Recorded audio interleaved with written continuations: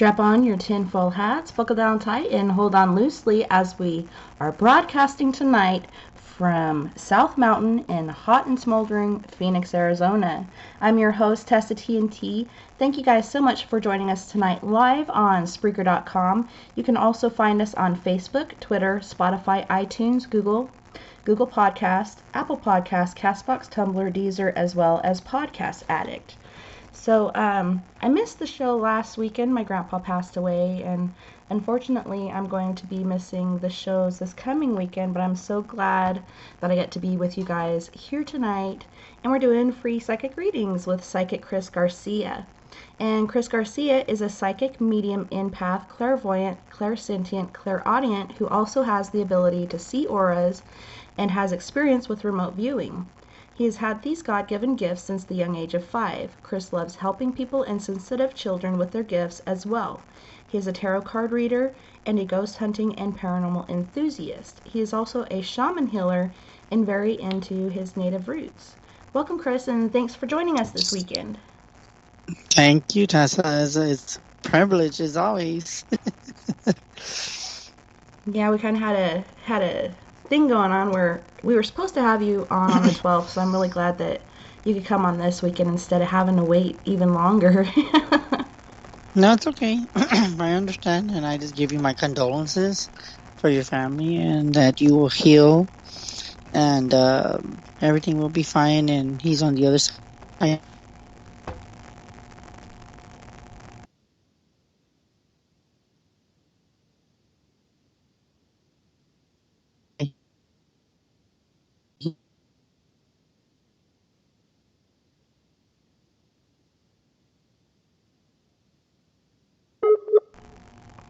Sounds like we lost him.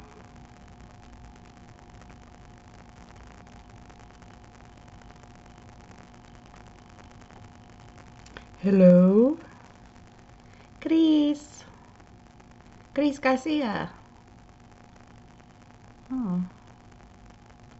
It says that there is a poor network connection, and I'm in Phoenix, so I'm at full bars. Man, I wonder what the heck. Can you hear me now? Hear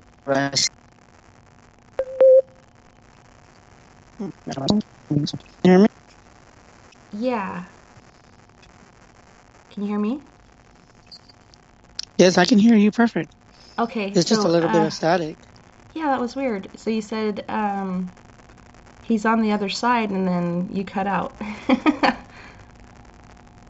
No, I said he's going through a transition. That's what I was told.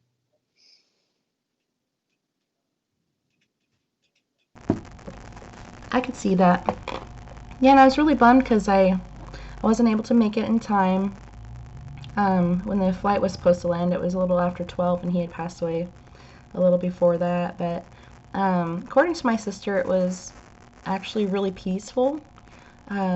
There's no struggle or anything. He was just sleeping and just quit breathing, you know. It was pretty peaceful for him. But I know a lot of people that in their older years have to go, it seems like, through more of a transition, whether it be dementia or Alzheimer's or some sort of loss like that. So it's pretty interesting. But he got to say a lot of his goodbyes and things that he needed to say to everybody, so that was pretty awesome. Yep.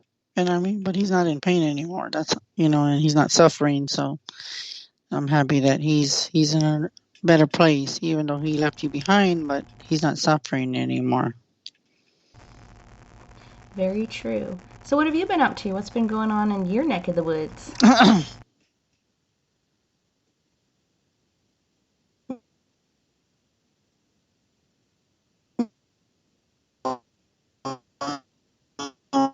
Been just busy as usual. I've been doing more private readings, investigations, and then of course I gotta promote my YouTube page. I'm trying to get 1,000. Yeah, that's the difficult part. You got to get 1,000 views or subscribers. Yeah. So.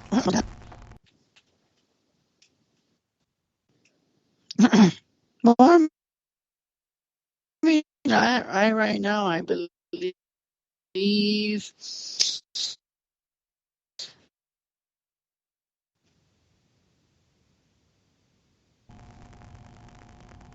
You said right I now. have like 94. Yes, I have 94 subscribers. So I'm almost at 40.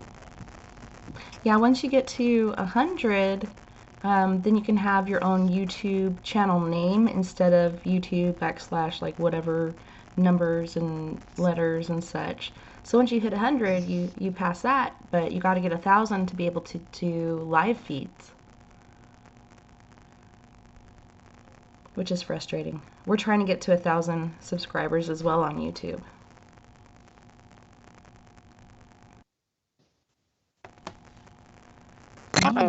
And how many subscribers do you have? Oh, let me look. Last I looked, holy shnikes. This was a good question. 107.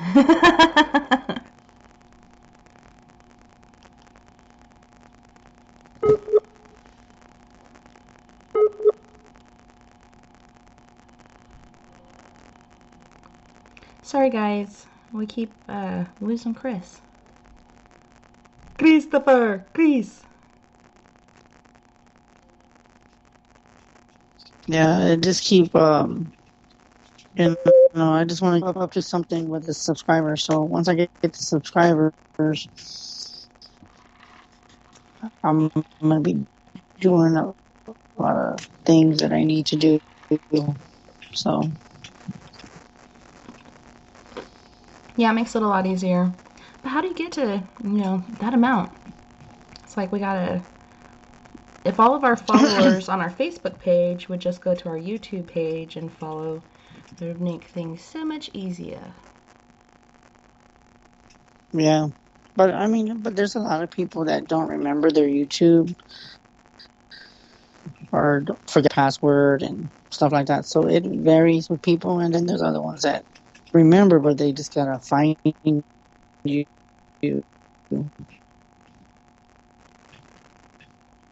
Yeah. So have you had any, I know you've been having some crazy dreams still going on and visions. Can you tell us a little bit about those? Yeah, I don't know if you're on Wi-Fi or your cell service or what. You keep... Ugh, this is so frustrating.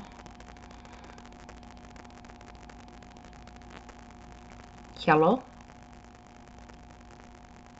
Hello, zombie? Yeah, we keep losing you.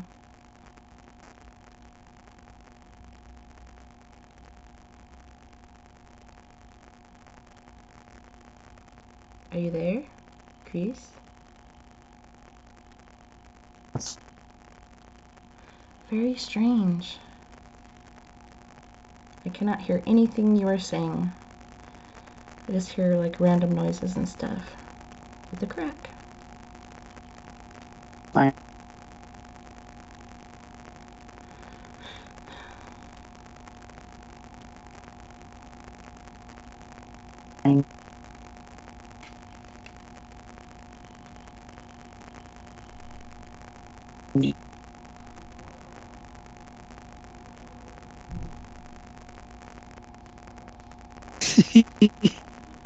What?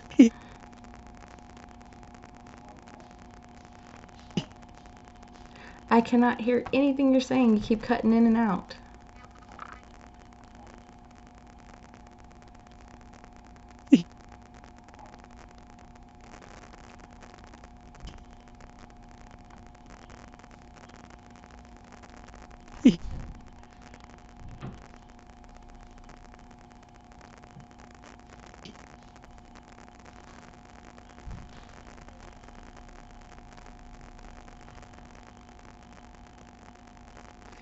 Oh my goodness.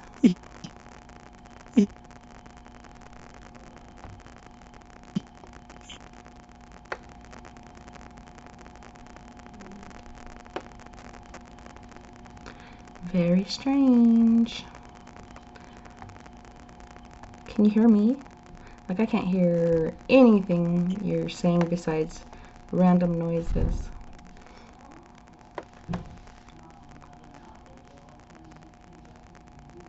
Holy shit.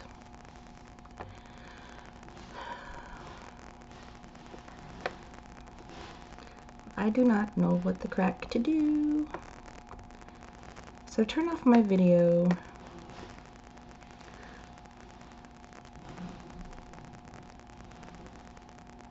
Those damn Allens and their damn UFOs.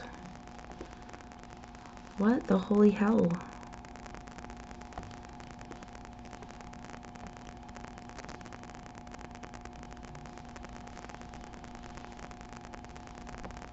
I'm just gonna hang up and call again. Join. I'm sorry, guys. What a disaster.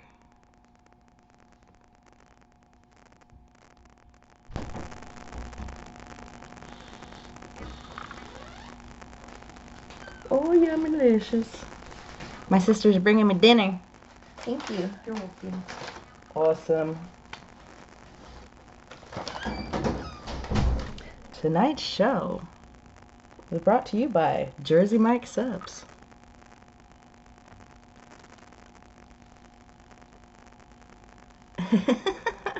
What heights will hit on with the show? This is it. There? Yeah. Can you hear me now? Yeah. You know what it is? The other Skype. This is the old one. I was able to get into. Can you hear me now? Yeah, so your new one's not working, your old one was? I mean, I was able to get into it before, but I just didn't tell you because I wanted to use this one. But if you can hear me better, then we'll just do it from here. Okay, yeah, sounds good. Because I can at least hear you now. The other one, I don't know what happened because remember how I told you I lost the password and then I had to go into something Microsoft.com and then I got into it and I'm like, are you kidding me? And I was going to tell you, but I was like, no, I'm going to keep it just in case I need it. So I'm glad that I logged into this one and now you can hear me. I can. It's delightful. So last you were saying is you've been pretty busy doing personal readings and so on and so forth, but I couldn't hear anything else you were saying. So continue on with that. Okay, well, yeah, like I said, I've been doing readings. See, I even forgot what I said. No, I said I was doing readings. I told you I'm going to be on two new shows on the 16th and 17th of this month. Then I have another network I'm on at the end of each month. It's on a Tuesday.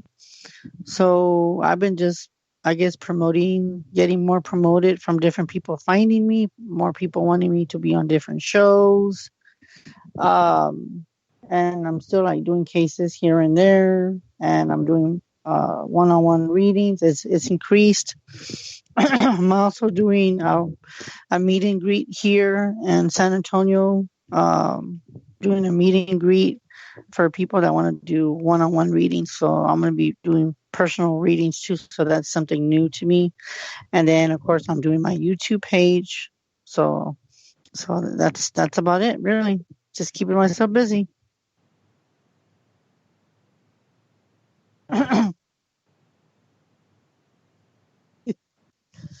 But you know what's so funny? This is the first Skype that you called me on when you first had me. What are the odds? Yeah, and it's funny because last time this one wasn't working and your new one was, so yeah, I'd keep both of them if I were you, just in case. I know, and I'm going to, because I mean, if you can hear me perfect, then I'm happy. Me too. Muy bien. So, visions and dreams and stuff. I've seen some posts of yours about some dreams and visions and really crazy ones. Can you tell us what's going on with that? Did you actually get anything of those, or are you still like trying to figure it out? Well, the recent one I had was where, like I said, it seemed like a hotel. It seemed like a hotel. I want to say it looked like apartments. The apartments were beige, but I was in the parking lot and there was people that were watering something down because they had other doors, one door that was open. So when they did that, um, yeah, they kept being persistent and saying, "Well, like, hold on, I'm gonna turn this camera off." Okay, and then what they did was they kept asking me, "Well, do you want to stay over there?" And I was like, "Where?" Across the street. So thought that was kind of weird, Tessa. So I heard my name called, and I find out there was my aunt's sister. She lived in those apartments or a hotel, whatever you want to call it, in a dream, and I could hear her coming from the door. So then I come up to the door, and she's like, "I'll be back. I'm going to the restroom." So she went down the hall, and I could see the door was wide open. And I was holding the door, like the rail at the edge of the door. I didn't even step inside the apartment or a hotel, whatever you want to call it. And I could see like the TV, I could see the remote, I could see everything. Like her apartment was beige and it was nice because I could see the living room. And then in a matter of seconds, from a living room, it just turned black. It just went poof. Then I noticed that there was no electricity. I saw a kid on his knees, like he was shaking. He spit blood, which was kind of weird. Um, and then I kind of figured that I was in a portal because because I guess you know how like you do psychometry, you touch certain services. So I guess I did psychometry before it changed from the apartment where I could see her furniture, her TV, and everything, and then it just like I don't know, I must have picked up on a portal that she had in that apartment that there was a lost boy that was running from something. And to this day, I still haven't figured it out, but there's been a few of us my friends have had similar dreams, and we believe that it's human trafficking, is what I'm picking up on. It's very crazy, but it's very prevalent these days. I think it's human trafficking now, it's like very high now. So it's crazy. So with all this stuff going on, I do believe that there is human trafficking. People are doing it more. People are selling the kids for drugs or to survive, to make it, So that's what I picked up on. And there's other people that have had the similar vision of mine, and they said that it looked like apartments, but to me it looked like a hotel. And whatever those people were doing, they were watering something down. I guess they either killed somebody or they did something because they were trying to cover it up because they kept washing the area and they were trying to get me to go across the street, which I didn't do it. So, but I've had some weird premonitions, so it's crazy. And they're mostly, you think, dealing with human trafficking? Honestly, I want to say now it's more of everything that's going on in the world, and I'm actually predicting disasters, and I'm in between the dreams. I'm kind of feeling like it's like two messages in one. So it could be human trafficking and maybe 5G. It's a number of things that I'm noticing that when I have these premonitions. So does your aunt's house really have a portal or a vortex? Honestly, this is her sister. She doesn't. She lives in a regular house, so she does not have an apartment. That's the funny thing about it. So for me to see her in an apartment, I want to say her house, like her physical house, has something attached to it, or there could be something, a vortex that's probably been there, but they're either skeptical or they just don't know. So could that be possible? Yes, I do feel that there's trapped spirits there, and there's more to it. There's a lot more to that message, and it's a big message. I feel. Yeah, for sure. So what about your like natural disaster visions and dreams? Can you tell us like any locations or like what exactly you saw? Honestly, I just feel like they're either gonna do another terrorist attack in New York. Uh, I'm kind of getting like maybe either New York or California. Um, I'm getting a lot of different things, so it is kind of scary. Um, and then, as a matter of fact, I had a vision that I don't know because my when I was asleep last night, I kept feeling like I was falling off the bed, and it felt like I was in a like it felt like a wave. So I kept thinking there's gonna be a tidal wave or tsunami that's gonna hit. Okay, that's weird. I heard that it's gonna hit Hawaii and other areas where there's an island.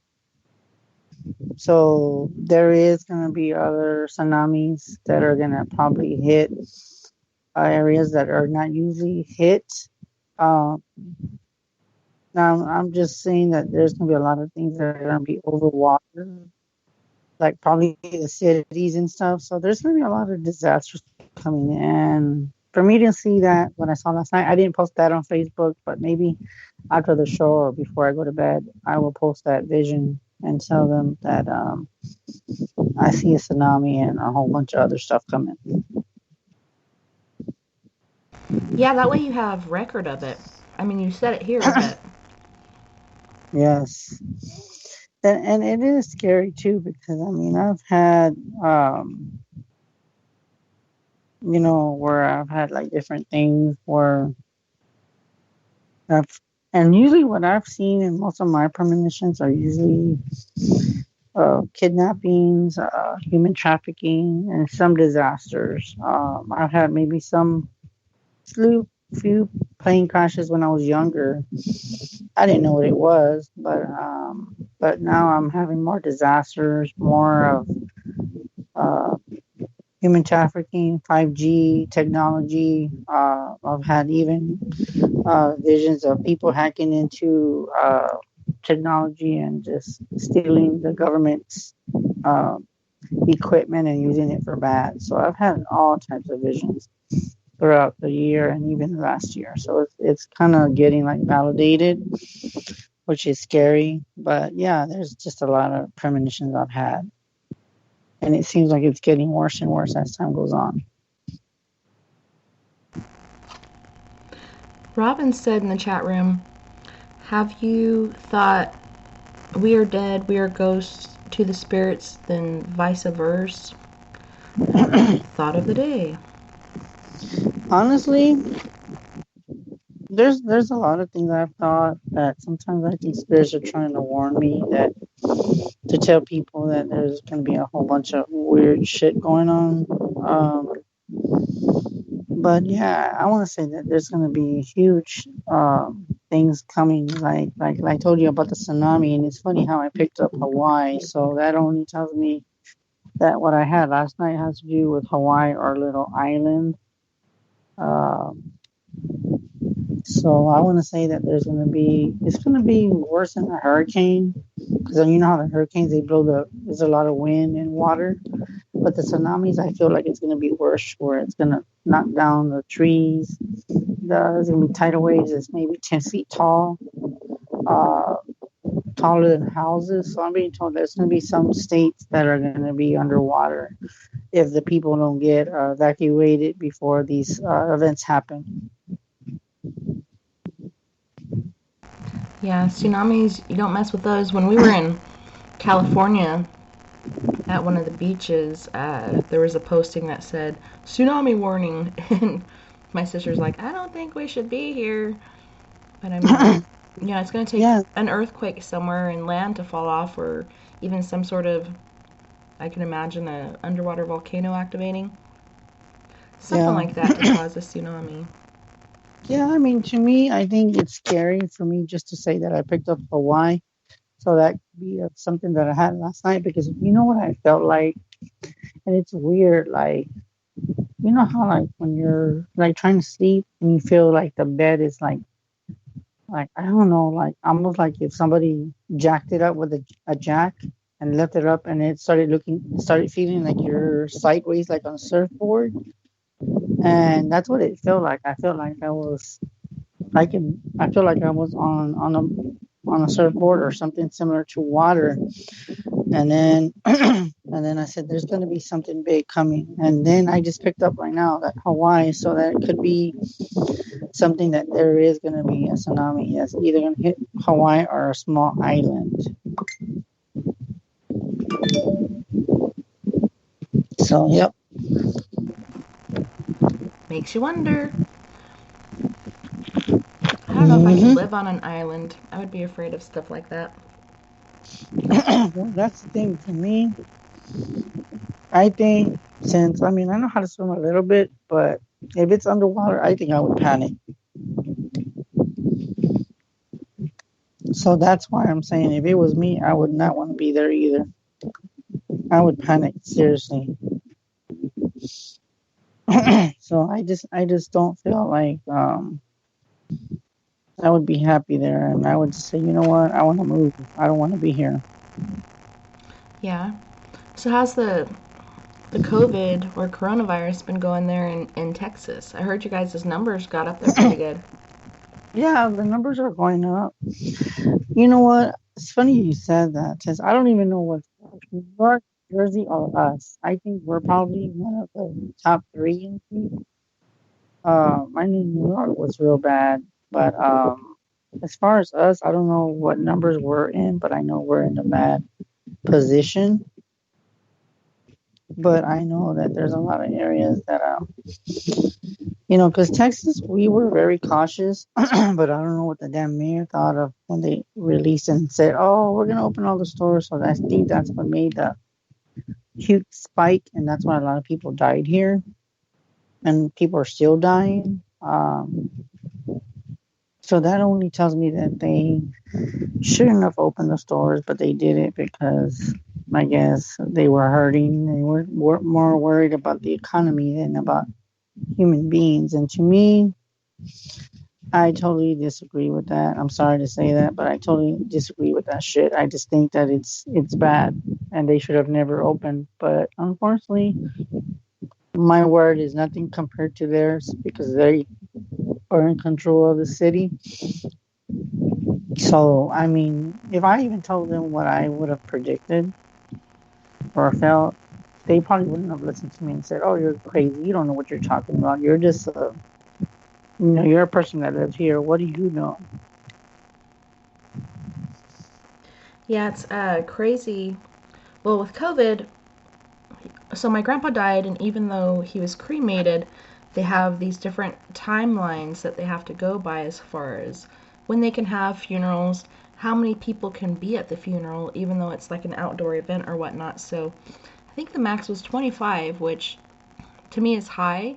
Like in the state I live in, Colorado, you can't have Mm-hmm. more than 10 people in a gathering, or else you get fined really hardcore. But Wow. they're saying 25, and I didn't make the cut at first, which I was really upset about.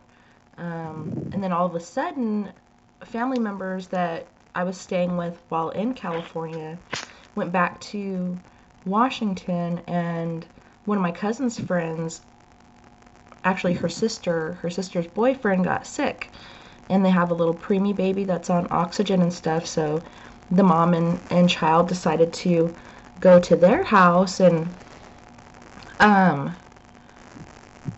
the baby and the mother ended up testing positive. So now my cousin and my two aunts and none of those guys can come due to COVID. Wow. Even You if know they what? don't. To me, Go I ahead. mean, to me, I just think it's bad, and I just think that if they would have listened to a lot of the people, here and not told them not to open, people would still be alive right now. Mm-hmm. And I totally disagree with, the city being open. I know there's other states that are probably opening like we are. And that's why the spike went up so high. Because basically, before we went up with the people dying, it was just New York and New Jersey. But now it's like we're on top of the list. So Yeah, and it reminds me of when we first started talking about this, when COVID first came out, and um, Texas back in the day with the Spanish flu or Spanish influenza, whatever you want to call it, had opened up yeah, early, and they had to do it not once, not twice, but 3 times go on lockdown.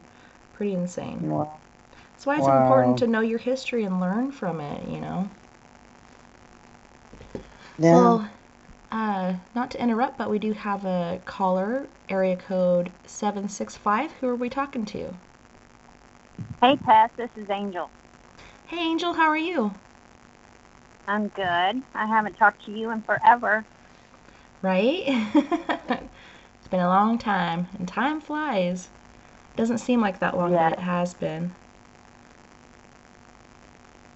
So hi, I've seen Angel. that you put on, hi, you were doing free psychic readings. I need one. Awesome. Well, Sure. did you go ahead, Chris? Oh, go ahead. You go first because she was asking you. Oh, well, we're doing Chris Garcia free psychic readings, and basically what Chris generally asks is, do you have a specific question that you have for a reading, or do you just want a general reading? Well, general reading's fine. Okay. Okay. What I was told to tell you right now is the conclusions are within reach. So whatever conclusions you have are within reach. Whatever you discover it's there. And I'm being told that you've gone through a lot of good stuff, which is good. I don't feel like, I mean, I know you're probably worried um about work and stuff because I do feel that, but I do see like a transformation and growth and learning. And then I was told to tell you, don't let your pride get in your way. So, in other words, don't let the other thoughts try to get you to make the decisions that you keep hearing, because you hear this and then you hear that, and you're like, okay, well, I'm gonna listen to what that says, and then it doesn't come out right. So, whatever your first instinct is the first gut feeling that I'm being told for you to go with. I don't know if that makes sense, but I'm being told too the emotions are running high with you right now. Uh, I'm being told empathically you're going through almost kind of like a very emotional state of mind. I don't know if that makes sense, but that's what I'm. Okay, go ahead. Well, I've been going through a little roller coaster with emotions. Okay, Um, I'm thinking about doing readings myself. I've started my own channel, okay, and I've had to say goodbye to all of the negative energy. Though the okay, heartfelt, we're close, but I have to get the negative energy away. okay. And yes, my pride gets in the way a lot of times. So you're spot on a lot of that. Thank you. And I was gonna tell you too. Now that you said about the channel, I do feel that you will grow. But I'm being told to listen to this because this has happened to me within weeks. And Tessa, you haven't noticed, but I've noticed that since I've had other more shows, and I mean, I've already gone 3 years being on social media. Everybody is like getting to know me more and more. So I'm like what my friend said on my show. She said I'm a public figure. People depend on me. People rely on me to some point. Um, so what I was told to tell you is, as you grow, I'm being told to tell you be very acknowledged with. Oh God, I just got chills when I'm about. I haven't even said it yet. For the people to be around you, because you're gonna start noticing that on social media. Because I don't know why, but in my head I'm seeing Facebook and I'm seeing Instagram for some reason, and I'm being told that some people are gonna cut you off without even telling you anything, And I'm being told that there's some of them that are already doing it. They'll just like you go through your friends list, like in other words, you're doing a cleanup, so to speak. And I think some of them are doing it for you, to which meaning that is the people that you're going to be doing reading with, or people that you're going to be associated with. Those are the ones that are going to be in your life, and everyone that's removing themselves and making it easier for that, for you to think, oh, who do I take off my Facebook? They're doing it for you. And the reason why is because they're either on their journey, or they weren't your friend from the beginning. And that's what I was told to tell you right now, because that's what I'm going through at this specific time. And I was told to tell you the same thing because you've grown. And a lot of people, some people are happy for you, and then others are just like, oh, I can't stand her, kind of feeling that because it's not happening to them. Oh, wow. Thank you. So just be very aware of that. And I do see you doing the channel because I know that we're in September. So I don't know why, but I'm seeing November. I'm being told November, but I kind of feel like you're getting in the process of doing it. I want to say like, because for some reason I keep seeing Halloween. So I'm being told like probably you're going to start working some things in October, and then the big shebang is going to be in November. So that's why you're going to be doing either YouTube, or you're going to be doing your own channel, and you will be drawing people to you, and you will be called out on it. They will call you and they will test you, and I'm letting you know that right now. Okay. Sounds good. Heck yeah. Chris blows my mind all the time. and for Tessa's known me. Uh-oh. You know what, I lost track. I don't even know how long I've known Tessa. It's been a very long time. But I mean, she's like a sister to me. And Tessa's just as good. But yeah, I can see myself, as a public figure, and I do feel like you're gonna be uh, recognized for who you are, and your name will get out there. So I'm just being to let you know that there will be opportunities coming your way while you be doing readings, and you will be looked at. So I'm just giving you to let you know. Wow. Thank you. I appreciate that reading. That gives me a little bit more of a positive outlook for it. I mean, I've been ridiculed a lot of times for doing not just much reading as being able to pick up other people's stuff.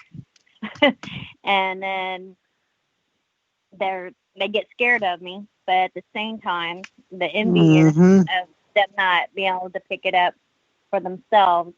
I've had that controversy before, so I appreciate this reading. Yeah, and I appreciate it. And please let me know the feedback. And if you want, just let Tessa know how things are going, and then if you need to get a hold of me, she knows my number and how to get a hold of me, and I'm on Facebook too, by the way.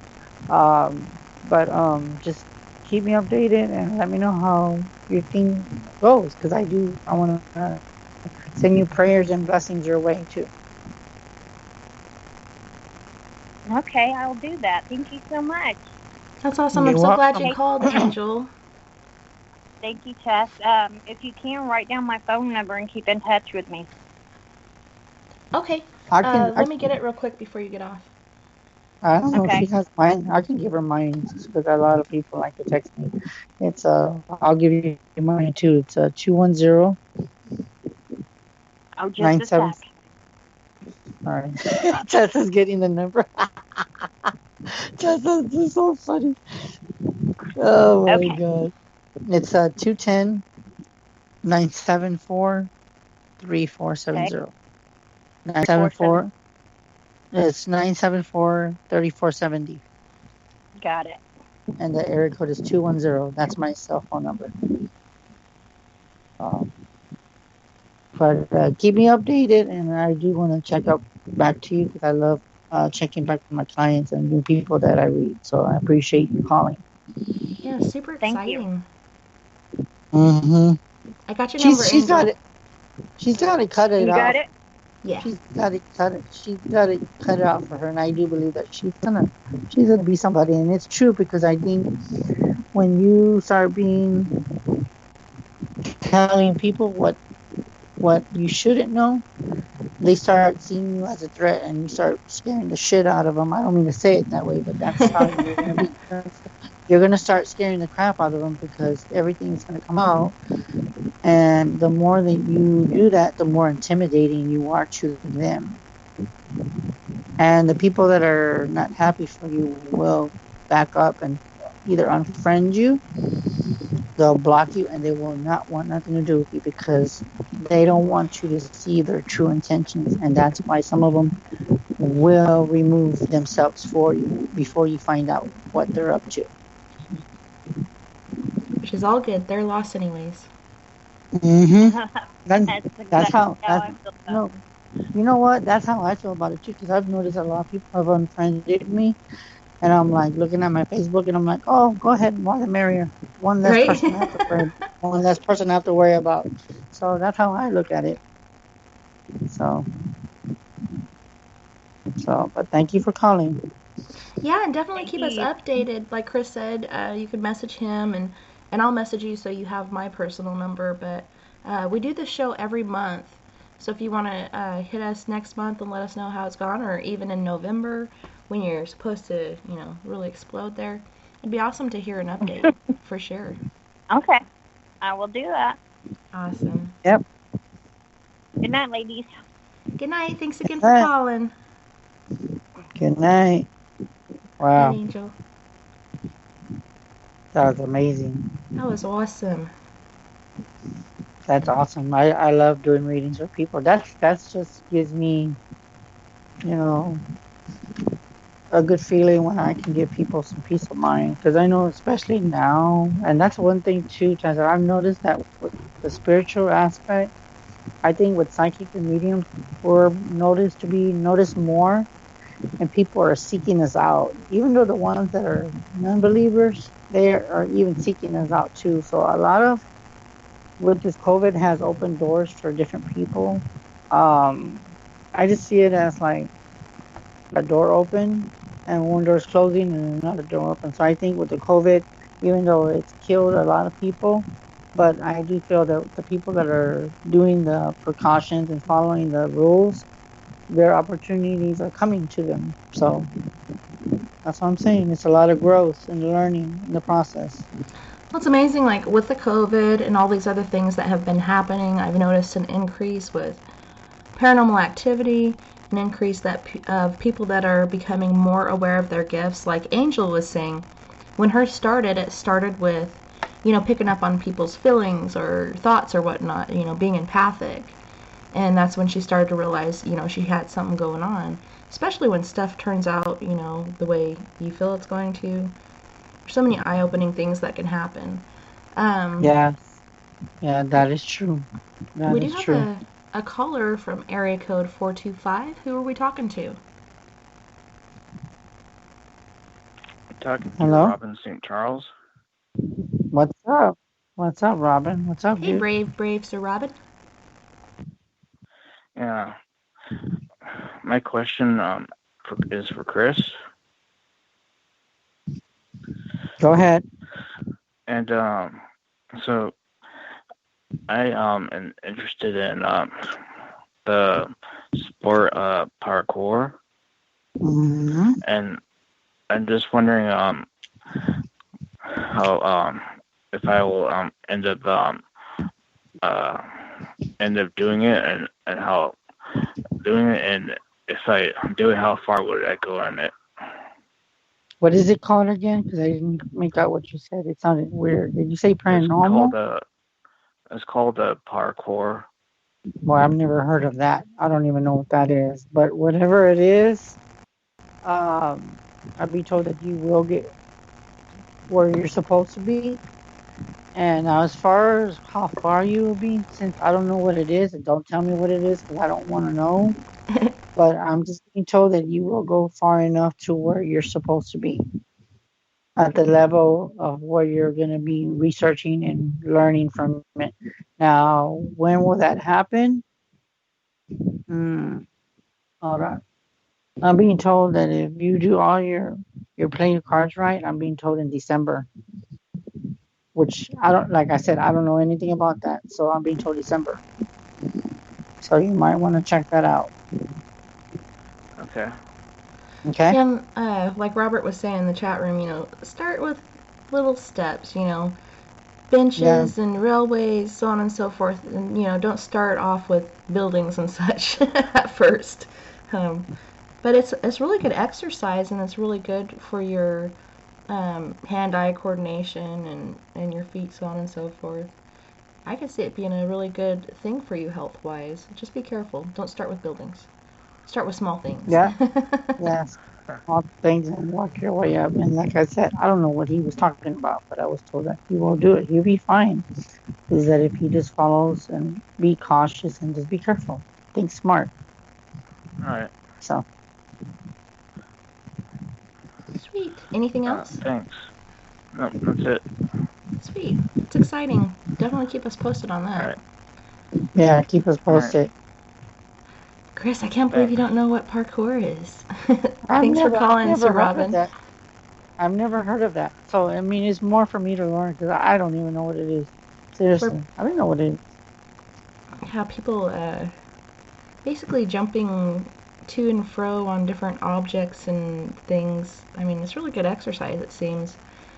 For me, I wouldn't attempt it because I'm not that graceful. Oh, okay. You're talking. It's more like jumping off a building. Is that what you're saying? Oh, okay. Yeah, like jumping and pulling up and jumping from thing to thing. And it's kind of like the floor is lava. When we were kids. Oh, you know what's funny? I've seen certain shows where they'll like try to do a trial where they got to get across the thing, and there's like these big balls, and then if you hit the water, you lose, but you got to try to cross these different. It's like a maze, but you got to be able to get through it without getting hit or knocked down by something, And then there's someone where they jump from real high. I mean, I'm scared of heights, so I wouldn't even do it either. I can get off the phone now, so thanks. Thanks, Sir Robin. I'm glad you called in. All right. Bye. Bye-bye. See, and that's me. I wouldn't even jump on that shit because I don't know what it is. But now that you told me, now I know. Yeah, people do crazy things. But yeah, it's pretty interesting. And like you're saying, there's a show out there now, and I think I saw it on Netflix, and it is just like when we were kids, and you're playing The Floor is Lava, and I think that's what they called it, The Floor is Lava. So these adults, and generally it's a group of 3, go through this obstacle course where you can't fall in the lava. You got to figure out how to get through this obstacle course without falling in the lava. And it's so funny when people do, like how dramatic they are, and they sink into the lava. It's funny. Yeah, that's something that I wouldn't do because, I mean, like I said, but yeah, I mean, I don't know. It's just crazy because, but I don't know. It just kind of makes you realize, like for me, I'm scared of heights. I won't get on things that will turn or spin, or it's just not for me. Yeah. It's just not for me.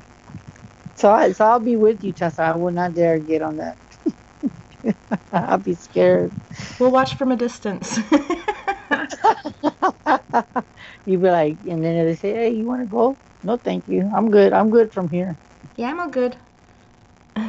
Well, on that note, Chris, we are going to go to our first musical break, which on this break we have Michaela Hay with Pins and Needles, Devil You Know, and Mirror, as well as Nothing But Blood, and then we have Fred Johnson III with Sugar. You guys don't go anywhere. We'll be right back right after this musical break. Talking on pins and needles, every word through a microscope. You keep stomping down on the ground while I've been stuck on this tightrope. I just wanna say what I wanna say without your sentence. I'm not willing to do the time when I'm innocent, and I'm innocent. Talking on pins and needles.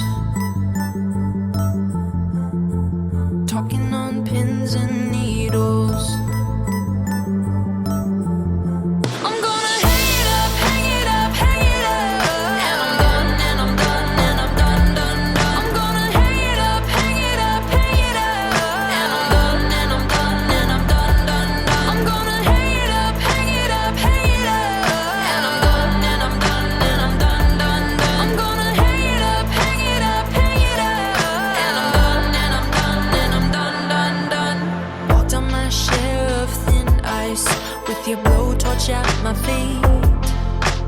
You won't ever see me beg, so take this tongue off your leash. I'm gonna say what I wanna say, don't need permission. Interpret it how you want, it's my decision. Talking on pins and needles. Talking on pins and needles. I'm gonna hang it up, hang it up, hang it up. And I'm done, and I'm done, and I'm done, done, done. I'm gonna hang it up, hang it up, hang it up. And I'm done, and I'm done, and I'm done, done, done. I'm gonna hang it up, hang it up, hang it up. And I'm done, and I'm done, and I'm done, done, done. I'm gonna hang it up, hang it up, hang it up. And I'm done, and I'm done, and I'm done, done, done. Dancing on shattered glass, kicking the pieces all around. My safety has been broken, this is now a hunting ground. Talking on pins and needles. Talking on pins and needles. I'm gonna hang it up, hang it up, hang it up. And I'm done, and I'm done, and I'm done, done, done. I'm gonna hang it up, hang it up, hang it up. And I'm done, and I'm done, and I'm done, done, done. I'm gonna hang it up, hang it up, hang it up. And I'm done, and I'm done, and I'm done, done, done. I'm gonna hang it up, hang it up, hang it up. And I'm done, and I'm done, and I'm done, done, done.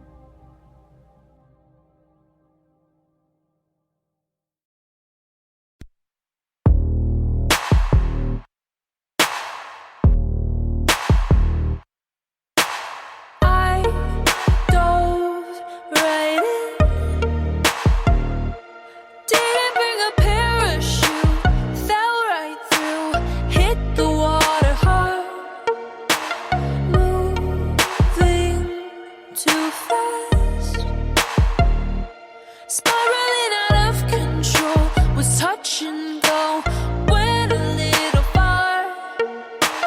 You taught me how to turn a blind eye. I showed you how to keep your shoulder cold. No one walked away without a scar. I've been digging through the pieces. Your heart is out of reach, but objects may seem nearer through this rippled mirror. I've been digging through the pieces. Your heart is out of reach, but objects may seem nearer through this rippled mirror.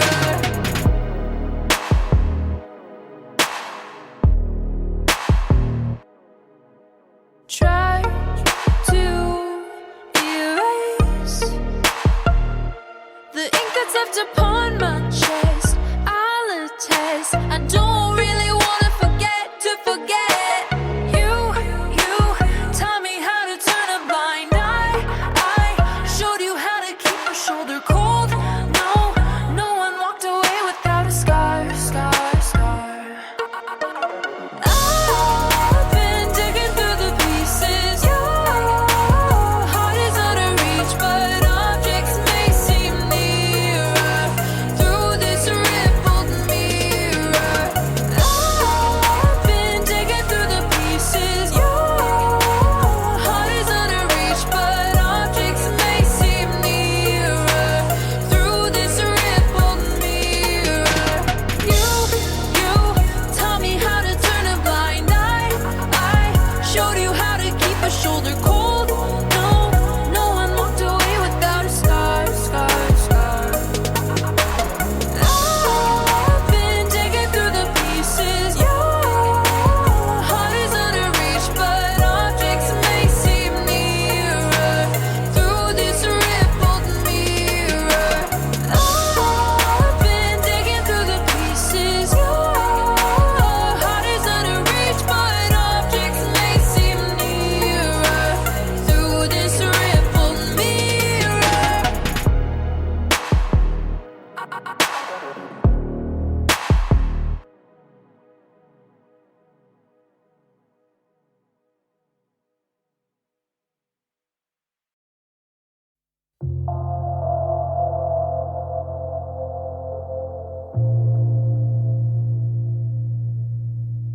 There's too much sky, too blue, too white. The birds on the wire are singing, but I don't know why. Why aren't the roses hanging their heads? They're standing straight up, blooming instead. Now that we're apart, there's nothing but blood in my heart.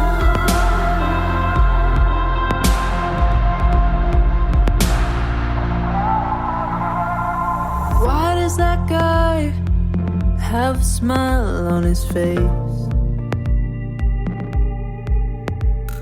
Why is the sun even shining today?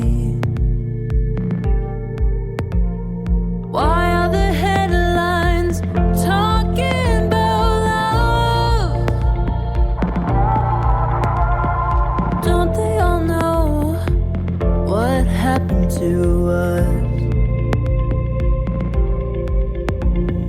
Now that we're apart, there's nothing but blood in my heart.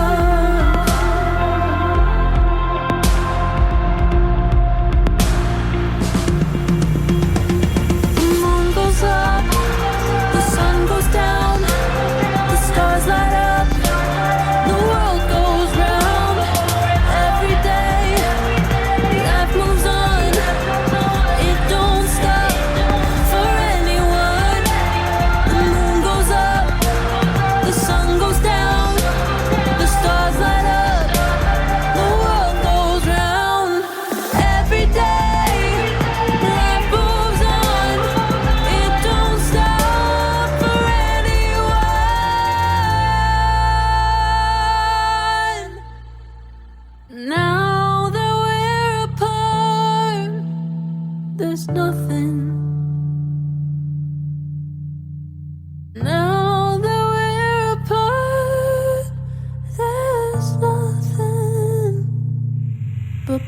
in my heart. Ooh.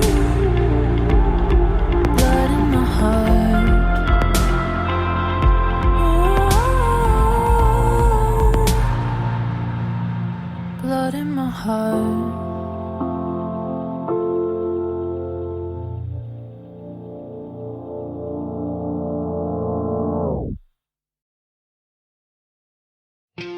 Waiting here on this cold, lonely night without you. The tension's overbearing. Wondering, are you coming back home again? To inspire fondness with love. Where did our love go wrong?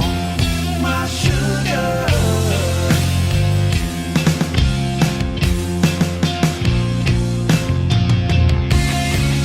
Why did I make you cry?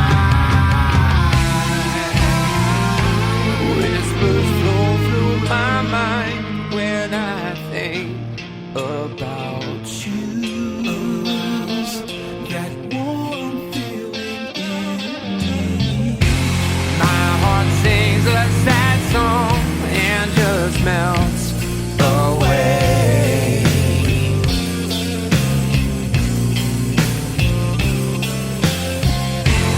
Please look into my eyes, my sugar.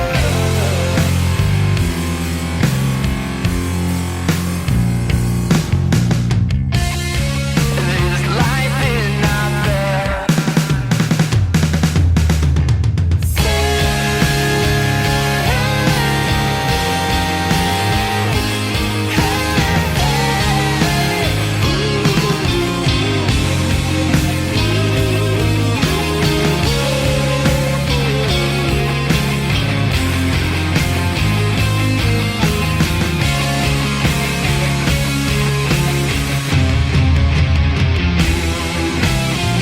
Until the sun doesn't shine anymore, I'll be there.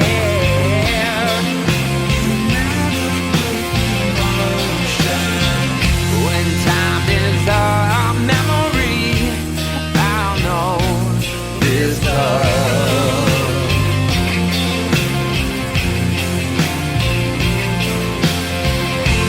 You will always be the one, my sugar.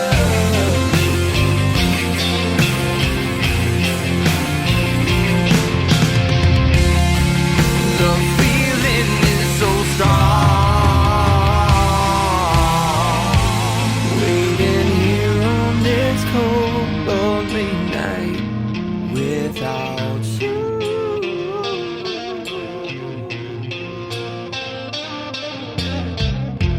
Where did our love go wrong, my sugar?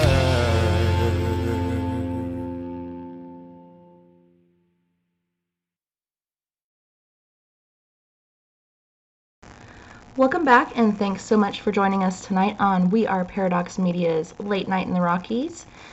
Tonight we have Psychic Chris Garcia on, and we are doing free psychic readings. If you would like your free psychic reading, just give us a call at 970-335-9596. That's 970-335-9596. Welcome back, Chris. I'm happy to be back as always. Oh, and I got to tell y'all something, guys. In case if you don't want a reading from me, I'll make this my birthday weekend. So in case, so I'm not gonna be on the 12th because Tessa's got a family emergency. So if you want to call to tell me happy belated birthday, you can do that. I'm just saying, guys. If you want to tell me happy birthday, since it's it's not gonna happen on the 12th, this is the time to call in and tell me happy birthday, boy. So Hell yeah. Happy birthday, man. Thank you, Tess. What are you gonna be like 25 now? Yeah, right. I wish. I'm gonna be 44. 4-4. Two even numbers. I am not. You know what? I just won't say like this. I'm not getting old. I'm just getting wiser. Angel said her birthday is the 14th. Oh, well, tell her I said happy birthday too. That's So also my son's birthday and also the day of my grandpa's funeral. oh wow, what are the odds? I know. It was sad, my son wanted me back for his birthday and I'm like, son, well what we'll do is we'll do two separate birthdays instead of just one and figured he'd go for that, but he just wants me to be there and he's gonna have more birthdays. My grandpa's only gonna have one funeral, so I don't know. I still feel terrible about it. Like I'm being a terrible mother. Well, don't worry about it. You don't have to worry about. Oh, and for the guys, so y'all can subscribe to my page because I do need it to grow.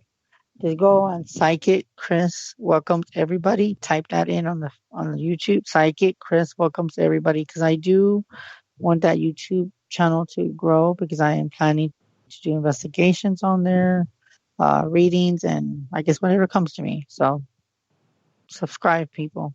And by the way, y'all can subscribe to Tessa's page, whatever YouTube page she has too, because we do want that our pages to grow. So We are Paradox Media.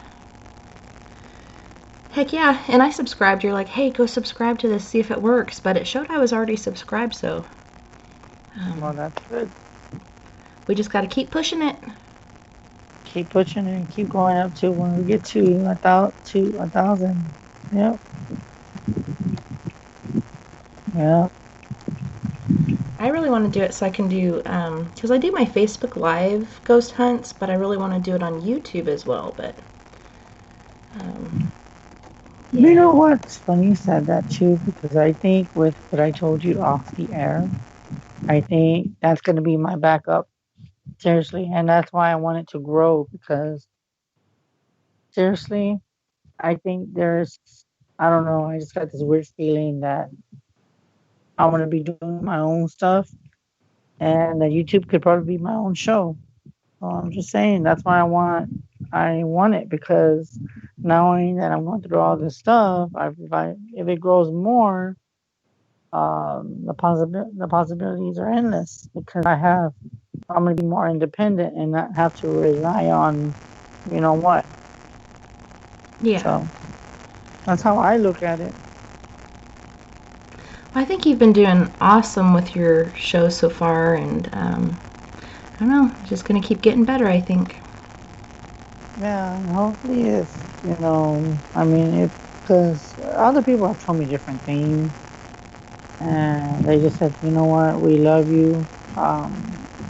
We know that if something happens and you decide to go somewhere, we'll follow you. So I've already been told by a lot of followers that they will follow me. So that's I don't even have to say a word. I don't have to say a word.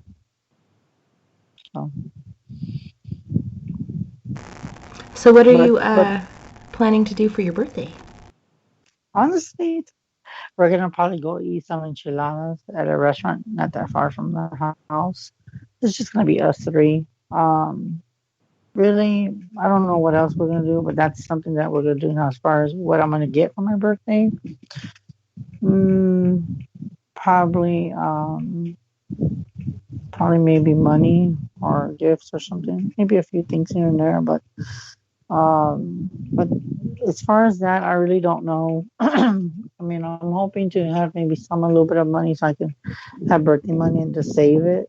And then when I really need it for something emergency or merchandise that I'm gonna buy, so I really don't know what's gonna happen. But with this corona, we're probably just gonna go not that from the house. And they do serve good food, by the way. So you never know, man. Unless my cousins come and they want to play basketball with me for that weekend, maybe a few people come over and have some fun. Which is nothing big. It's just small gathering. So, pretty good. I'm actually excited. You know what? I don't even feel my age. I feel younger and more handsome. Right? Do you feel your age, Tess? Sometimes. Well, you don't look your age. I don't even know how old you are, but you don't look your age. 41. Oh my God, I'm older than you. Are you serious? Mm-hmm. When is your birthday? When is your birthday? November 26th. Oh, so you'll be 42. Wow. That's around the corner. What are you going to do for your birthday when that comes? You don't know either? Not yet. Haven't really planned anything. Used to be back in the day, started off with a birthday week and then a birthday couple 2 weeks, and then it was a birthday month of just having fun and partying and doing whatever. But I don't know, with the whole COVID thing going on, and it's really limited your options. But I'm more of a homebody anyways, so I'm perfectly happy with that. Yeah, and knowing that you really can't do anything, you just gotta be smart and just keep a small gathering. But other than that, I mean, I can't complain. I mean, so basically, I'm probably not really gonna do much. If anything, they'll probably give me some money, and if we go anywhere else, we can probably rent a movie and just do something. Just you know.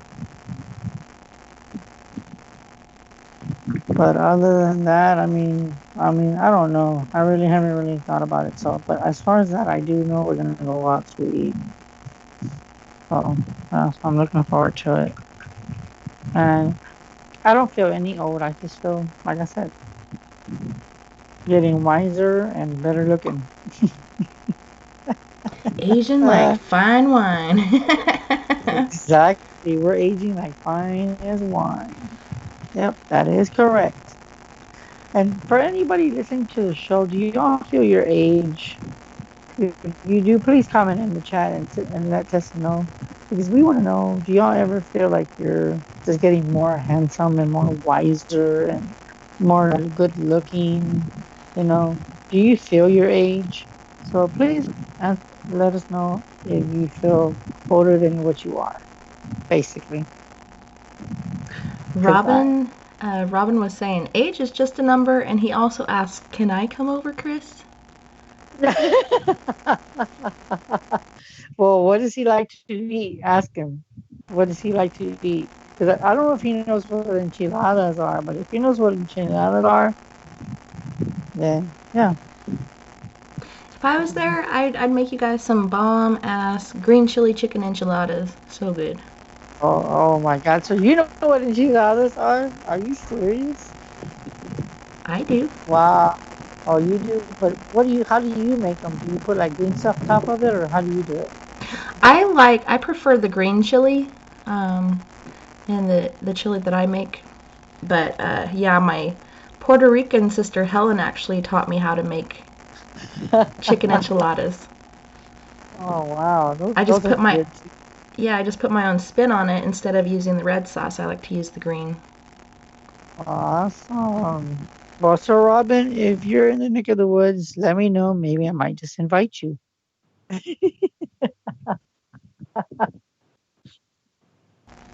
Angel says she feels more silver and rejuvenated.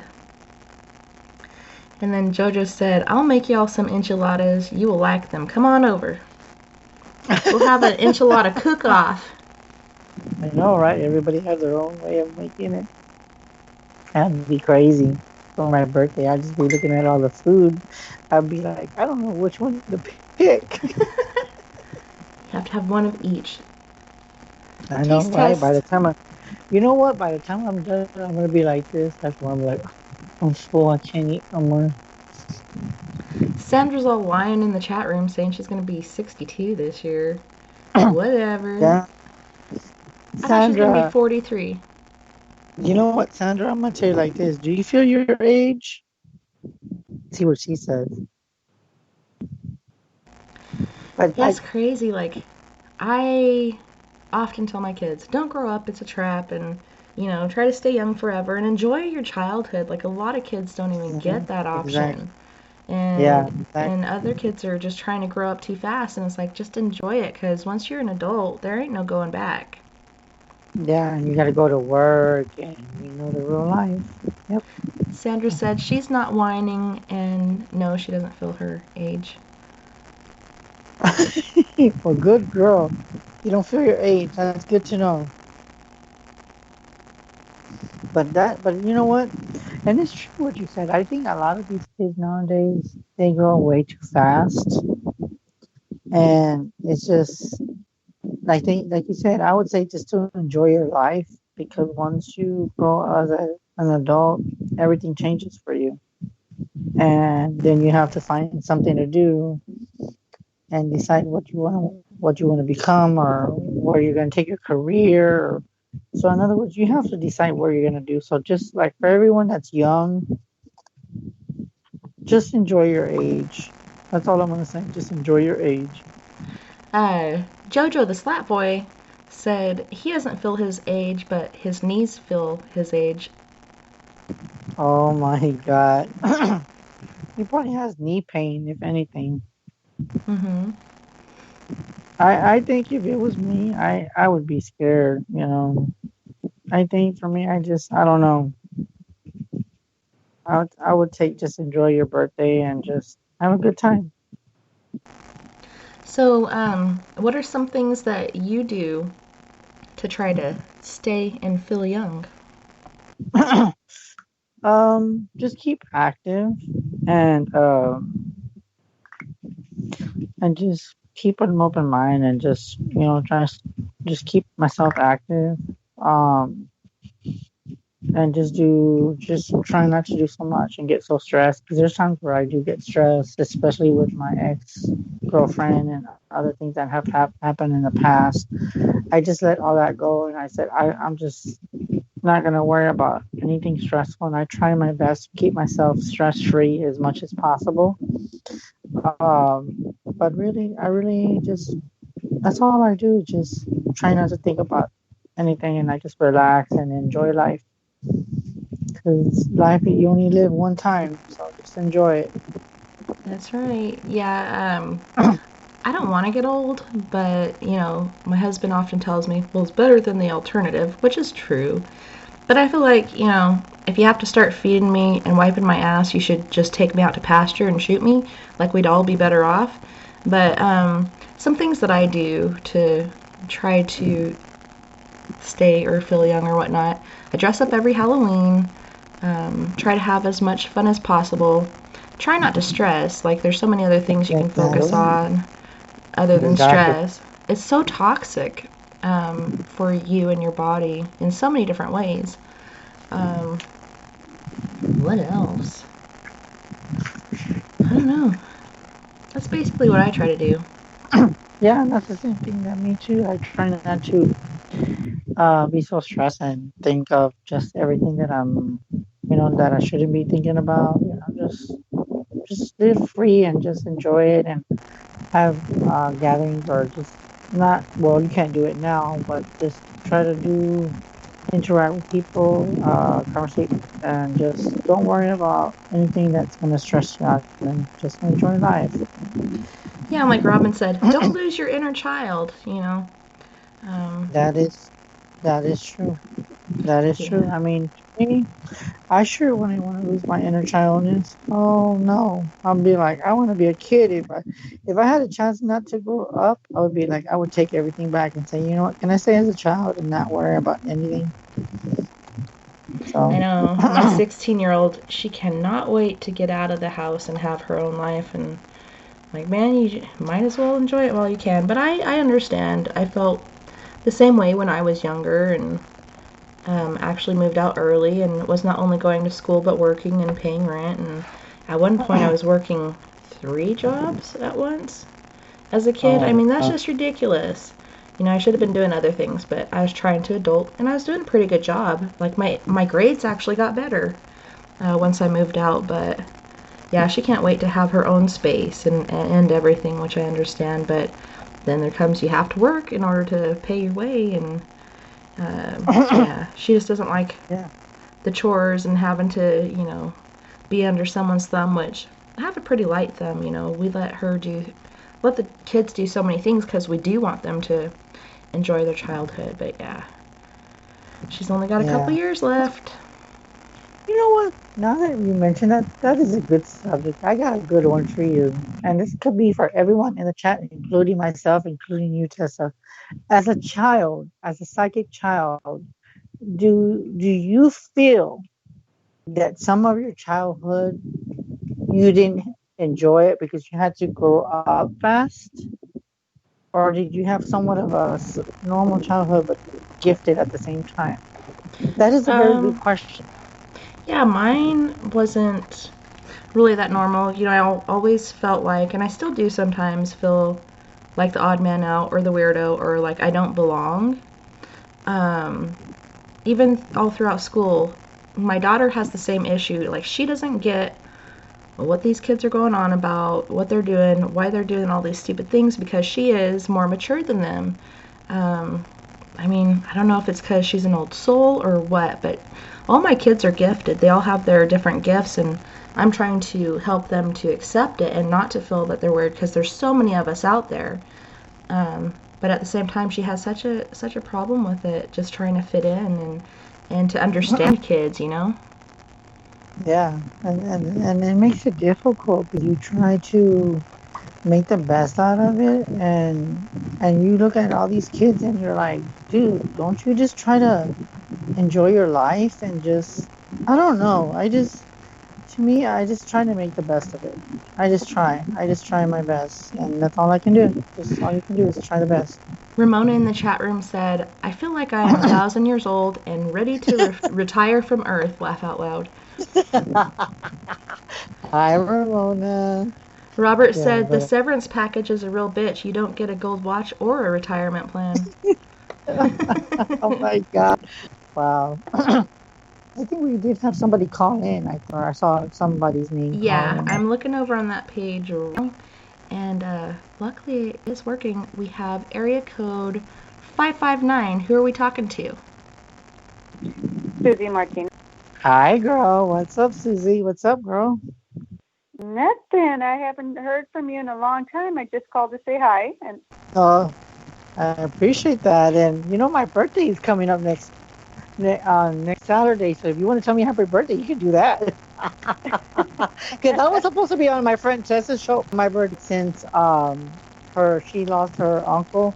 She wanted to do it, so I had to come on tonight instead of on my birthday. So this is my early 2-week birthday, so to speak. So hey, yeah, you can celebrate the whole month if you want to. Oh, you know what? That's a good idea. Thank you, Happy Tessa. birthday, Chris. You're welcome. Thank you. You know what? I want y'all to sing to me now. Now that Tessa. Go ahead, Tessa. There you go. Birthday to you. Happy Happy birthday to you. Look who agreed. Happy birthday, dear Christopher. Early birthday. Early birthday to you. Thank you, guys. Thank you, Christopher. Thank you, everybody. Oh my God. You know what? Y'all just make me feel younger. I don't feel myself older. Like, that's what I was telling everybody in the chat room. Do you feel your age? Do you feel like you're energetic? What do you think, Susie? Yes. Do you feel your age? Feel your age, girl? Sometimes I do when I'm trying to play with my grandkids.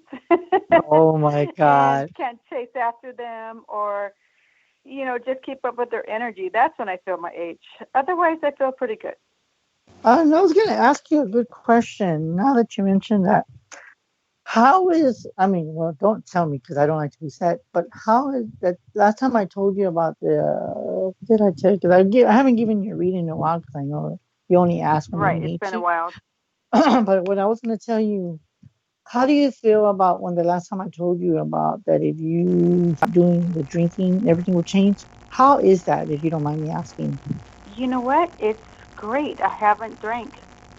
I'm feeling happier and just... Oh, wow. Good job. I do. It's already going on, well, almost 8 months now. Wow. And yes, I feel so much happier. And mind you, instead of drinking, now I eat. So I've gained like 15 pounds. So if you have anything for weight loss, please pass it my way. Okay. Just don't take up smoking. That's more of the thing of women. Y'all know more about that kind of stuff. Y'all women's body are different from us men. so yeah. But anyway, Well, but anyways, go on. But hopefully that you enjoyed it, and I'm just happy that you quit drinking, because I think now if you look at beer, I think it's gonna gross you out. Like, even if somebody offers you one, I think you would actually vomit, and you'd be like, "Oh, I drank this stuff before. It's disgusting." You know what? It is getting easier to say no, because it is easier to say no, because at first, well, mind you, we haven't gone anywhere because of COVID. But, it is getting easier to say no. The cravings are a lot easier to tackle now. Before it was like, okay, I'm stressed, I want to do this. But now I feel calmer. It's like, I got this. So I eat now instead of drinking. So that's the only difference. But I do feel more confident in myself. Wow. Well, I got some news for you, because I know you didn't ask anything, but I was told to tell you. With work, I do still see what I told you, but I'm being told to tell you this, okay? Confidence is your key to success, okay? That's a big thing that I'm picking up off you, is your confidence is the key to your success. So as long as you don't worry about what other people think about you and what you're trying to impress them, you focus on what makes you happy. Okay? That's very important right now. Then the other thing. That's so true. And then the second thing I got for you is work through your fears. Anything that you're afraid of at work through it. Don't let the fear overcome you. You control it. Mm-hmm. And that's what I'm being told to tell you right now. Okay. Right now I'm calm and just what you said, I'm confident. I don't let things get to me as much as they used to. And I just, like you said, I'm confident. I don't worry about what they say anymore. Last year I was such a mess, and I just worried about everything someone said about me. And, they were lying to me, and I was just so messed up physically, not physically, but emotionally. And now I don't care. I've worked through some things with my sister, and we're good. I think that's what I needed to do, was work. I actually went on a weekend with my sister. We went to Sedona. We had a great time, and I got some crystals and everything there. So I'm good. I feel so much. I feel good about myself. You know what? The last message I got for you, and this can apply to me too, because I've been told by a good friend of mine, is Magic. I don't know if Stacy, you're still listening. It's actually from my friend Susie, but I'm being told for it to reflect on me too. This is what I'm going to tell you, Susie. Listen to this. Show the world the real you. It's time for you to show them who Susie is and what she is capable of. It's time for you to shine, basically. Mm-hmm. It's time for you to come out of that closet and say, this is who I am. And if you don't like it, don't let the door hit you on the way out. Exactly. That's how I feel. And Amen. What does your opinion matter to me? It's you know what? Like I said, I'm in a good place right now, and I'm glad to hear all this positive messages coming from you, because I'm in a very good place. Yeah, and it's very important. And you know what? Since y'all saying happy birthday to me, my birthdayness, I feel so happy. But like I said, and then the last message I got for you, your hard work is paying off. That's what I was told to tell you. Everything you're doing is paying off. Okay? Thank you. I feel like things are falling in place. Yes, and I'm going to tell you like that. Amen. That's all I have to say. Amen. And congratulations, 8 months. That's pretty intense. That's epic. I'm proud of you. It is. I'm proud of you too. Yes, that's what Chris was telling me, and he helped me over the hump.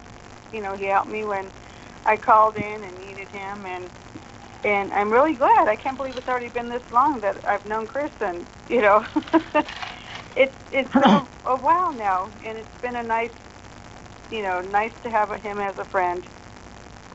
Yeah, he's amazing. and that's why I had to adopt him.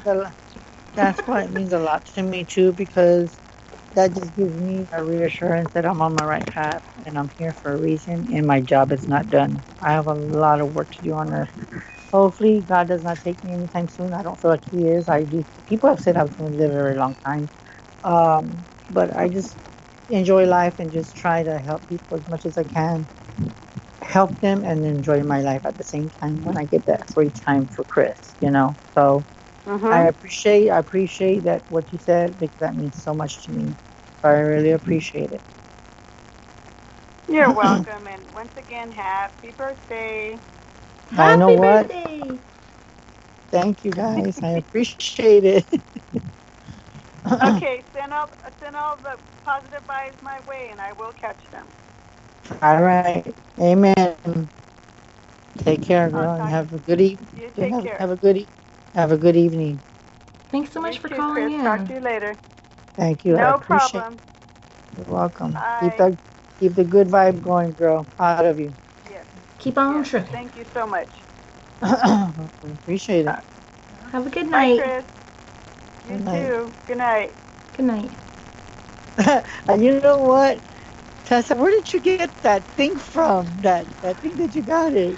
Okay, so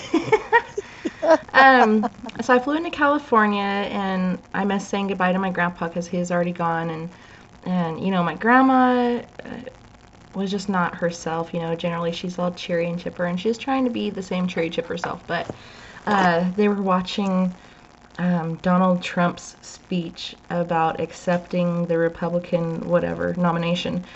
And you know how I am about Trump, but I love my grandma. So in order to spend quality time with her, went in and I'm watching, Ivanka talk about her stuff, and then Trump get up and talk about his stuff, and you know how everybody's cheering and everything throughout the speech. Well, grandma handed these out, and we're just blowing them every time people are clapping or whatnot, and her dog's just running everywhere going crazy, and my grandma was just laughing her butt off. So just being there for her and like tooting the horn and the dog going crazy, like she laughed so much. It was such good medicine for her. So I had to hold on to it because like for me that's a good memory. I don't know, I guess I hoard good memories. But I blew it today and my mom's like, where the hell did that come from? And I was like, it's me. And then she had hers too and she blew hers, so she saved hers too. But it was really awesome to see her laugh and stuff. I appreciate that you did, even though it was for them. But I appreciate that because it's very.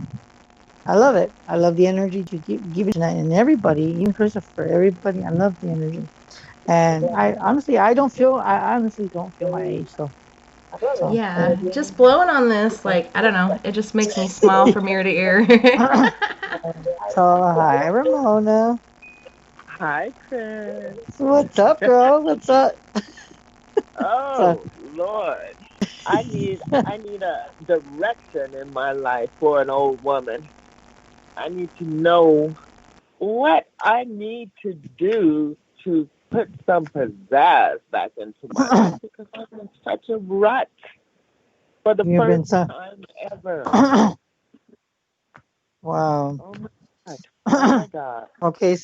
Okay, what I want you to do, hold on, let me do it. Hold on, don't tell me anything yet. Okay, what I want you to do is pick a number, just any number. If not, then I'll just pick it for you. 11. 11? Okay. 11.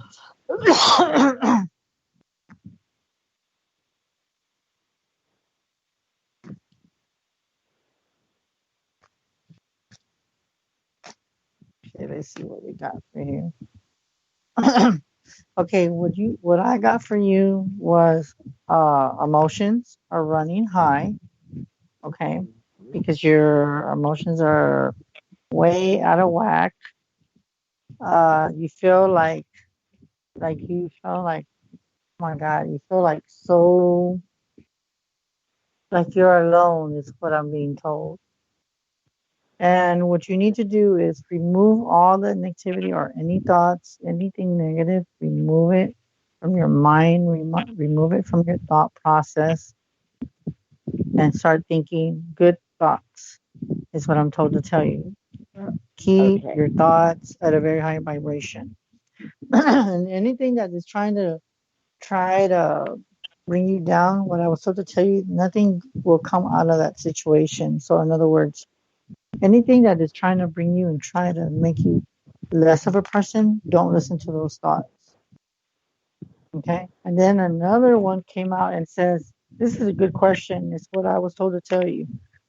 The card that came out for you is, what do you need to release? Well, I'm going to tell you what you need to release. Release those negative thoughts. Release those emotions of sadness from you. And just be grateful and give gratitude to God that you're still alive. Every And day. then every day, exactly, every day. And once you keep yourself optimistic, everything will change for you. Then I got another one for you. It's time to give rather than take. So in other words, it's time for you to give a lot of Ramona and don't give. In other words, don't take from other people, which I know you don't do that, but just it's time for you to give back to people, because it's time for you to help others as much as they helped you. Does that make Okay. sense? Does that make sense? I'm Kind of. not fully understanding, but because there's nobody around that I can take from, because I'm pretty isolated out here, taking care of these animals and stuff. So I'm not really around anybody, and the only person I am physically in contact with is my negative mother. God bless her soul, which I try to stay away from. So, but I do help. I'm out here helping her now because I'm all she has. Yeah. Besides my father, and they're both in their late 80s. Yeah, and I I'm was told to tired, tell you. Chris. I know you are. I'm Yeah, tired. I know. I know And I that. have I'm so wrapped up in this aspect that I don't know what truly am I supposed to do with my life, because I feel like I'm going to be here at least another 40 years, at least. I just feel that, so I want to make the best of it, but how?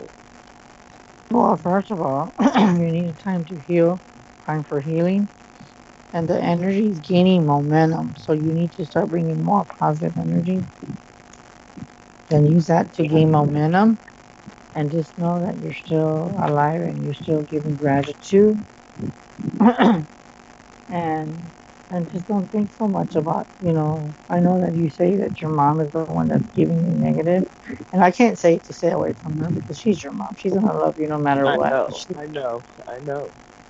Yeah, and she's gonna love you. She doesn't mean to give you that way, but it's just what I was told to tell you, that she is just more of tough love. It's the way I'm told with your mom. She gives you a lot of tough love in a way that you're not anyone that is not used to. So I was told to tell you, just keep yourself very positive, and then I was told you to believe in the impossible. So just know that everything will start changing for you. Now, when is that going to change come? Yeah. Okay, hold on. Okay, for some reason, I want to say November, but I got like flashes of October for some reason. I got November, but I kept seeing October flashing. I don't know Okay. why. I don't know why I'm November is seeing my flash. birthday month. Okay, say it again. I said November is my birthday month. So. Okay. Well, then you Me know too. what? What Maybe a what? milestone. Okay, well then you know what's so weird? I mean, okay, now that makes sense. In October, I want you to come out and just come out of that, because you said that you feel old, but I'm not. But I don't. Personally, the way you talk to me and the way we've talked before, I've known you to be a young spirit, but your soul and spirit feel old. Feel like you feel old, but it's not. It doesn't mean that you're old. It's just that you're wise, but you're just tired because you're just like you don't know where your life's taking you, and you don't feel like you know what your purpose is. Does that make sense? Yeah. And I was told to tell you to for you in October, if you can, it's time for you to come out of and be your inner child. I don't know why I'm told Okay. to tell you that, but you need to come out and be the inner child. And for some Again. reason, yes, and you need to and to do you don't have to do like a big gathering, but go to like maybe go out and go trick or treating for Halloween and let the outer child come out of you. And Okay. just remember what it felt like when you were little.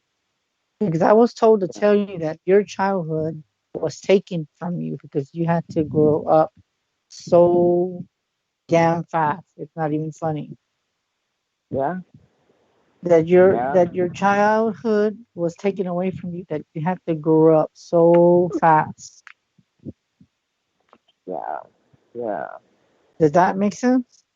Yeah. Yeah. It seems like my only playmates were the angels.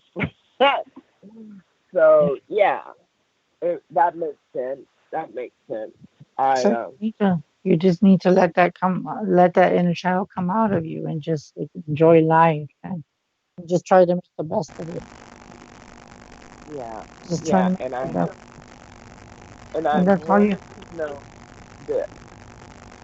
Should I concentrate on my writing? Uh, Well, I think honestly, I don't know why, but I yeah. see a book. Well, before you said that, I see a book. that would be a really good outlet for her with what she's going Mm-hmm. through right now, and I feel like she really loves writing. And I don't know, like you said, you see a book. Like I think she's got a lot of stuff going on in there that she needs to get out on paper. It's such a good release. Mm-hmm. Poetry, writing, so many things like that are amazing. Yep. Yeah, Yep. I keep saying that, but like with all that going on and being such an empath, it's just freaking Hard. smothering me. Yeah, and I usually am like this beacon of hope and light and joy and, positive upbeat, but the last 8 months has been so heavy that Well, I can't breathe. No pun intended. But that's how I feel. Like I just cannot breathe. And then, of course, from the visitor that I had, I'm waiting for it to return to ask it questions. But the lack of sleep, too. And then taking care of these animals and 7 acres of land and stuff like that. And I don't really get out. And so I feel like I'm missing out on a lot. And then again, not. So I'll concentrate on the book. I guess I need yeah. an outlet. You know. Yeah. Yeah. I was told to tell you that it's time for you to be teaching and learning and start writing your ideas on books and share it with the world. Because I do feel like that book would help other people and help them and guide them and inspire them to know that life doesn't have to stop. It continues. Oh, yeah. Yeah. Yeah. Yeah. Yeah. Does that make Okay. sense? Yeah, it does because I know that when I do have contact with people, um, it's always such a good thing. And there's a lot of broken spirits, lost spirits And one of my gifts is I can see that and pull them out of it. But I'm just not around people. And so perhaps I can do that in a book. That can be, instead of my poetry, I can do that. To do some healing that way. Yeah.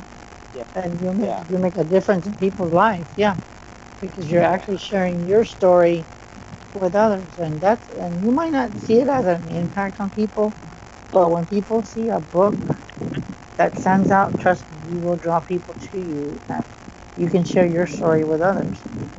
And sometimes you have to write what you feel into that book and put love and heart into it. And you can write your book of life of what you went through as a child all the way till now, and share it with people and start getting it out in public. Yeah. To let people know that they're truly not alone. That's true. They aren't. That's why I started doing this. It's a place where people can go that feel like, I've always felt like an outcast, like I don't belong. But when I found another show like this, there were so many people with stories that you can't tell in the real world because people will treat you like you're crazy. And so that's why I love doing this. It's a place for people to come and feel safe and share their stories and feel normal for once, you know? That's awesome. Yeah. Exactly. Well, thank you guys. You know. Thanks, Ramona. It was so awesome hearing your voice. Thank you. And you know what? And don't feel old, Ramona, because you're not old. You're still young. Well, physically, you know, I'm cool, and I put on my music, you know, and dance and play my keyboards along with Santana, and I'm happy, and I'm young, and, you know, like when you close your eyes, suddenly you realize you are a spirit that is ageless. But when you open your eyes and you see the world, you know, from the past to the present to the future, and the little growth that should have been made because people's eyes aren't open, you do then tend to feel old spiritually. Like, you know. Come on, people. But you know. The body has a tendency to make your soul feel old or tired or whatnot. I don't know what all the background noise is. It's pretty crazy. But the spirit lives forever, you know. The body, the vessel will die, but the spirit continues to go on. And it's like a never-ending journey. Yeah, never ending. You always learn. And even in our afterlife, when it's time for us to be join our loved ones, we're going to continue, but it's a different cycle. It's a different transition. It's a different frequency. So when we leave, our job continues, but in a different way. Oh yeah, most definitely. Okay, thank you guys. You're welcome. I'm sitting back and listening and putting my little input in the live chat. Thank you. Thanks for calling in, Ramona. You're welcome, and thank you for answering. Bye-bye. No worries. Nighty-night. Love and light. Well, on that note, you guys, we do have to go to our second musical break. And I feel bad about doing it because we do have a few people on hold. But on this break, we have Michaelan Hay from Ontario, Canada with Gravity, Collapse, and Close, as well as Fred Johnson III with After Dark, and Dan Medina from Krakow, Poland with I Won't Let You Go. You guys don't go anywhere. We'll be right back after this musical break.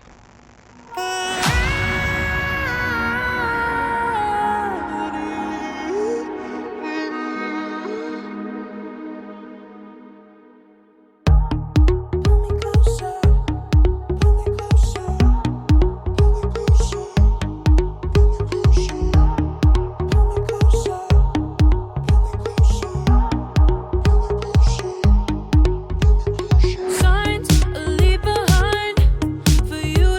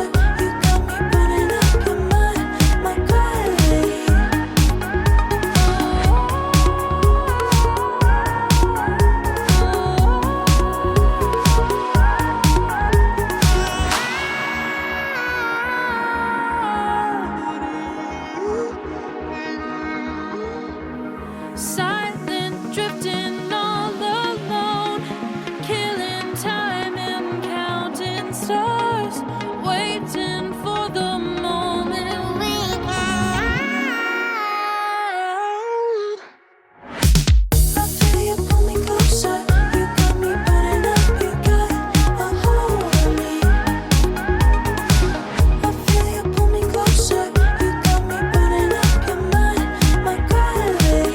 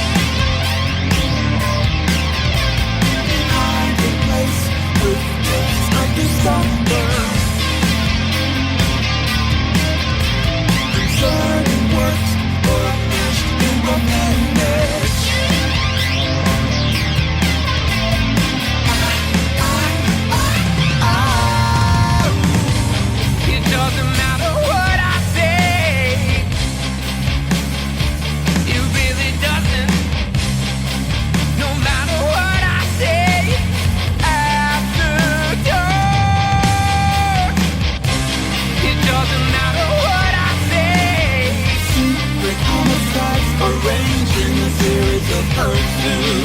No matter what I say, yeah, you can't stop forever, forever after. It doesn't matter what I say. Rude and fatal, lacking the hint of conscience. No matter what I say, after dark.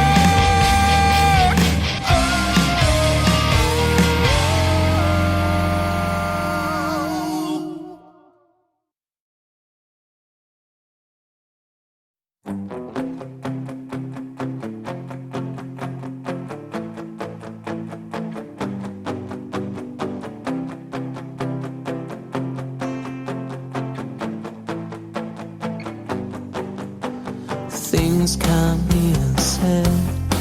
Streets of these are going to dead end. Listening to waves on windy days, standing by the wall, making sense of it all. So alone in the dark, all alone in the dark, all alone in the dark. You're alone in the dark. 'Cause I won't let you go. You're so far away, always with my soul. I won't let you go. Oh, you're so far away, always with me in my soul. Yeah, yeah. Looking for a reason, not a lead. Mystified, lives inside a world selling us all. Oh, she's alone in the dark, all alone in the dark, all alone in the dark, so alone in the dark. 'Cause I won't let you go. I won't let you go. You're so far away, always with me in my soul. Yeah, yeah. And I won't let you go.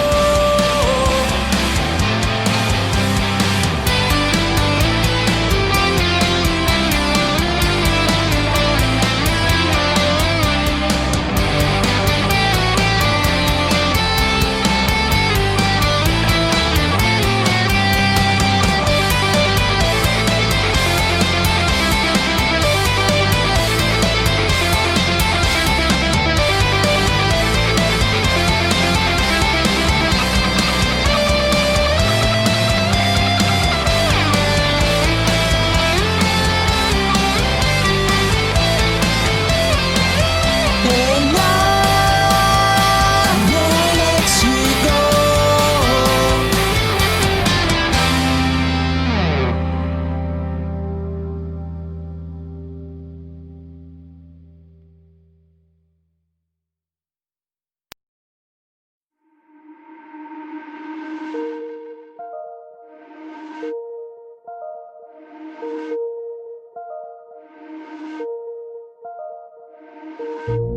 Saw you for the first time in a while, in a while. You seemed so surprised. I worked out a smile, out a smile, out a smile. 'Cause I've grown and I've changed. Yeah, we went separate ways. How come we're both back here? 'Cause you pushed me away, let my life rearrange, but still we're both back here. Close to me, I want you close to me.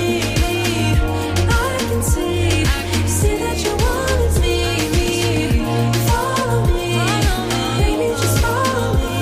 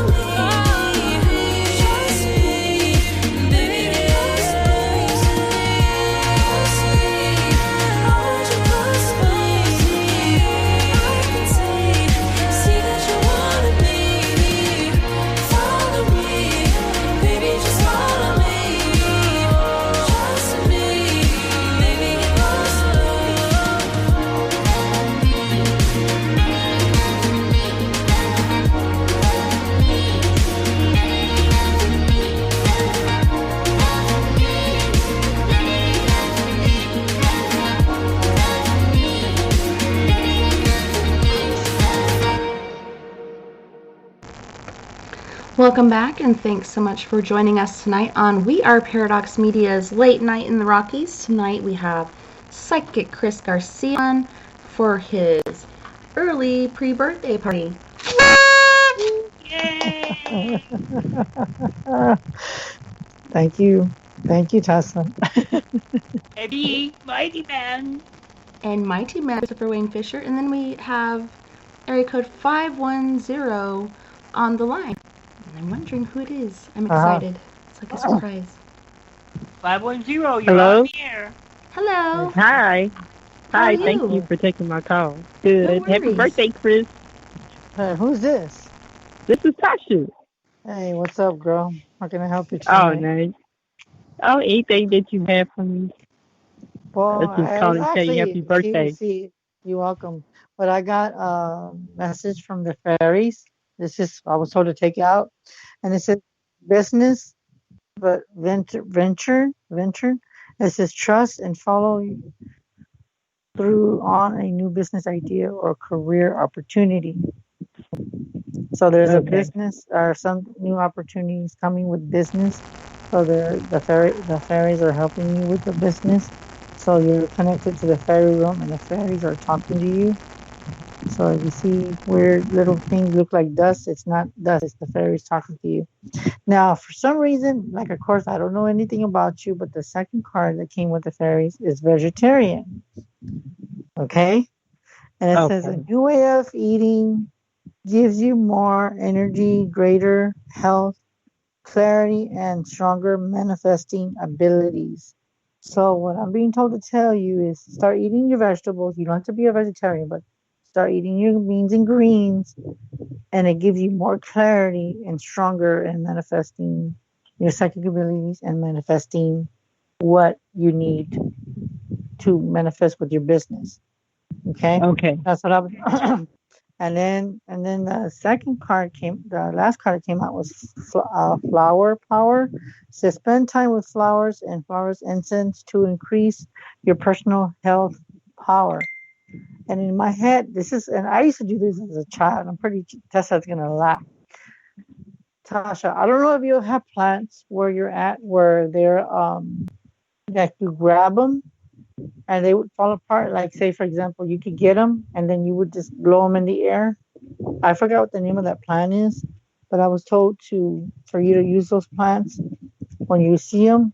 Don't pull the little things because they easily can come apart easily. And I think it's during the springtime, I believe, that they come out. But I'm being told to use, witch magic or flower magic. And then when you make a wish, you blow the little particles of the flower into the air and use it as a manifesting.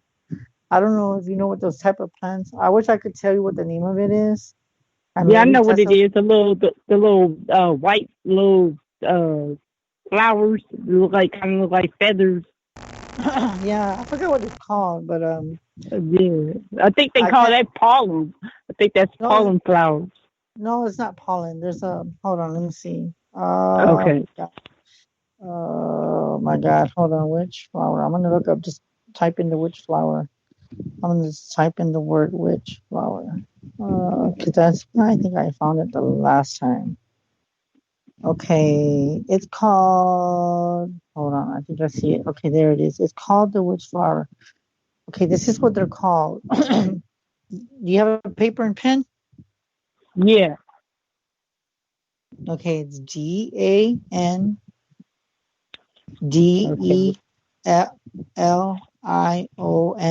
I can't pronounce that word. Dandelions.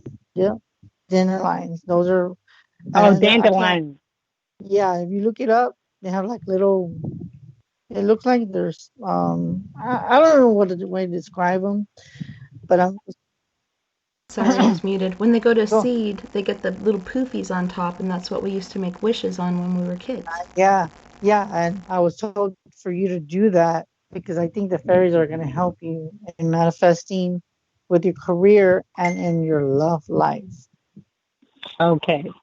So fairies are very good when it comes to manifesting, and I do feel that you need to start working with them. Okay. and start working on it because I do feel they will help you. And you might want to try to look up Hag. Can't even spell Hag, Hag, and then stones. They're the ones with the little holes in them. You can find them usually in streams. Little I forgot what his word. There's streams, but there's another term for it. I don't want to say lakes, but they're mostly usually right where where there's like a Waterfall. like a little, yeah, exactly, like a waterfall, and they're usually around that area. Like you'll see them mostly by like when you go camping. They usually stand out, and they're usually by the shore or by the water. But sometimes you don't have to go into the water. You should be able to see them. Oh, Sandra said the word was brook. Yeah. It's not a stream or a river, a brook. Yeah, so you might want to find those flowers and start using them to manifest because the fairies are meant to be working with you. Okay. Okay? And thank you for giving me the happy birthday. I appreciate that. Also, I learned, and I didn't know a lot about fairies. Like, I always believed in them. But there's a couple girls on my paranormal team that know a lot about them. And I think if you're asking for things from them and making wishes and expecting them to help, it would be a good idea to leave them an offering. So maybe make a plate with, a little piece of toast on it, some honey. The honey's very important. And maybe a little cap full of milk or something, or cream. And put that out there where you think they might be. And I think that would help. They'll give and you give, and that's just a way of like honoring them and respect and whatnot to them, and I think that'll give you a better outcome as well. That's pretty awesome. Yeah. You know what you can do too, and it's funny you said that. You can get a plant that's a fruit and plant it. They like that too. And I don't know why, but I'm seeing berries. That's one of them. I can't think of anything right now, but I know there's wild fruits, but I can't think of one right now. Maybe you can help me out, Tessa, because I know there's berries and then there's raspberries, blackberries, strawberries. Yeah. If you like honeysuckle, like those are nice. It's not really fruit for us. Like when I was a kid, I used to suck on them, and you get that little tiny taste of honey. So you'd have to suck on a million, but those are cool too for fairies. So you might want to give them an offering, like you said, and they love that. So you might want to give them an offering and plant it by the side and just give it to them and say, "This is for you, fairies, to help me," and they will grant your wishes. Okay? Okay. Thank you. You're welcome. Thank you for calling. Thank you for calling. We appreciate your call. Okay. Did you have any more questions? I don't know if you're still there. Do you have any more questions? Huh? Do you have any more questions? No. Okay. I just wanted to make sure. I guess you can stay there because I guess you want to listen to the show. I don't know if it's okay with you. Just make sure you mute your mic if you're going to stay and listen. And if we're just talking, feel free to chime in as well. So we got Christopher. I don't know if Christopher was calling in for a reading.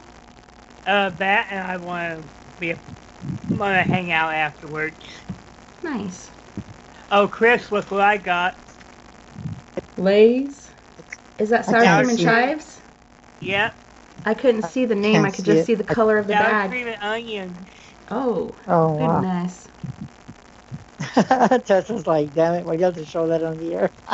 Man, I'm full of this sandwich, and I had to eat it right away because we ordered it for delivery.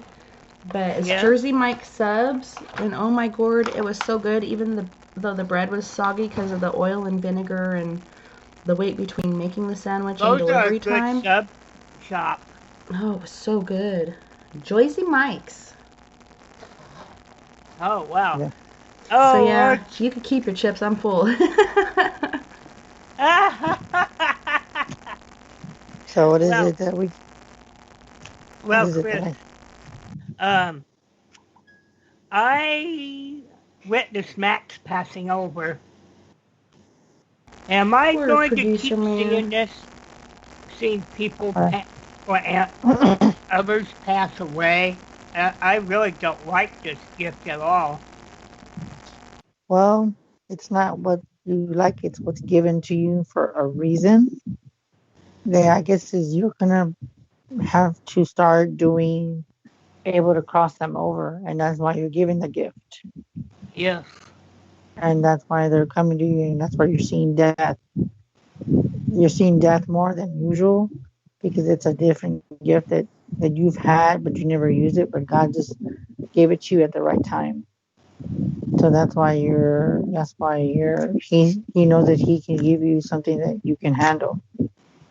He wouldn't give you something that you can't handle. There's a reason for it.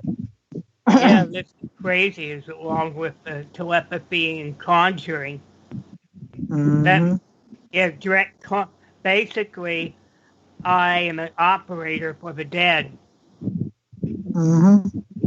Yeah, you're like the 911, so to speak. Well, and I could talk to living people in the same way too. That's weird too. But I guess it's all meant for me to know. Yeah, I mean, I know you might not want to deal with it, and it's like you don't want to see it, but it's just a part of life that when you see people die, that's how we're gonna die. So they're giving you, I guess, in the spirit I'm seeing this, but I'm being told that your spirit on the outside is energetic and you like helping people, but they're telling me that there's something about death that worries you. So they want you to see death, so like that when it's time for you to go, you won't be scared. Yeah. I don't know if that makes sense, but that's just preparing you for that step that we're all gonna die, and we have to be able to accept it. And even with me too, I can say that.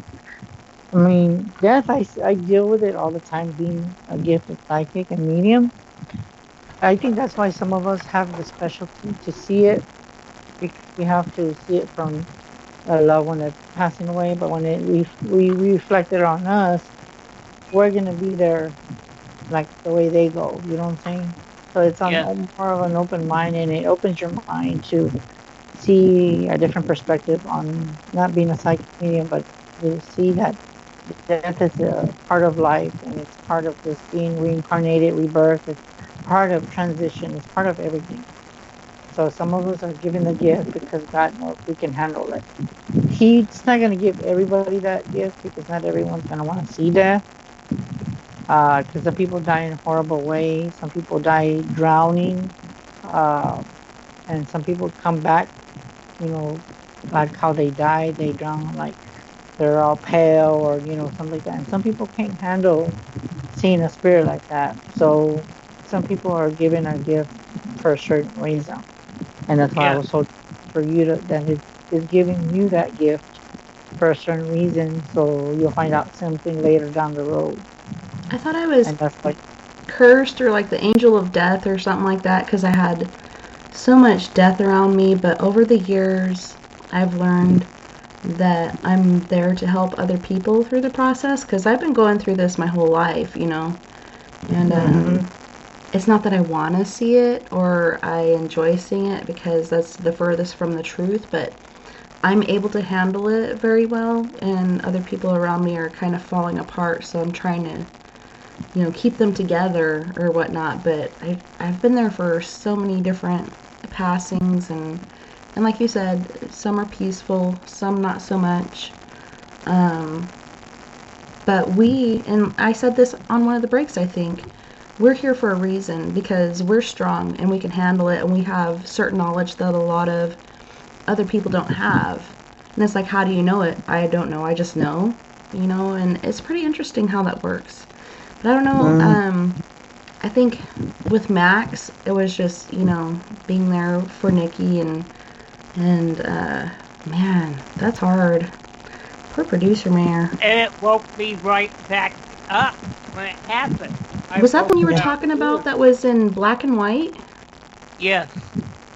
It had a little bit of a reddish tinge too. Yeah, like you're seeing through the eyes of a cat or something. Yeah.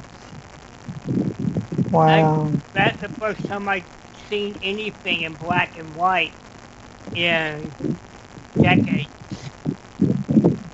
That is crazy when you see things like that, and it's true what you said, Tessa, because to me, you know what I've noticed that I didn't do it before, I guess because I never paid attention, but I did as time went on, even with friends of like when they invited us to somebody that passed away.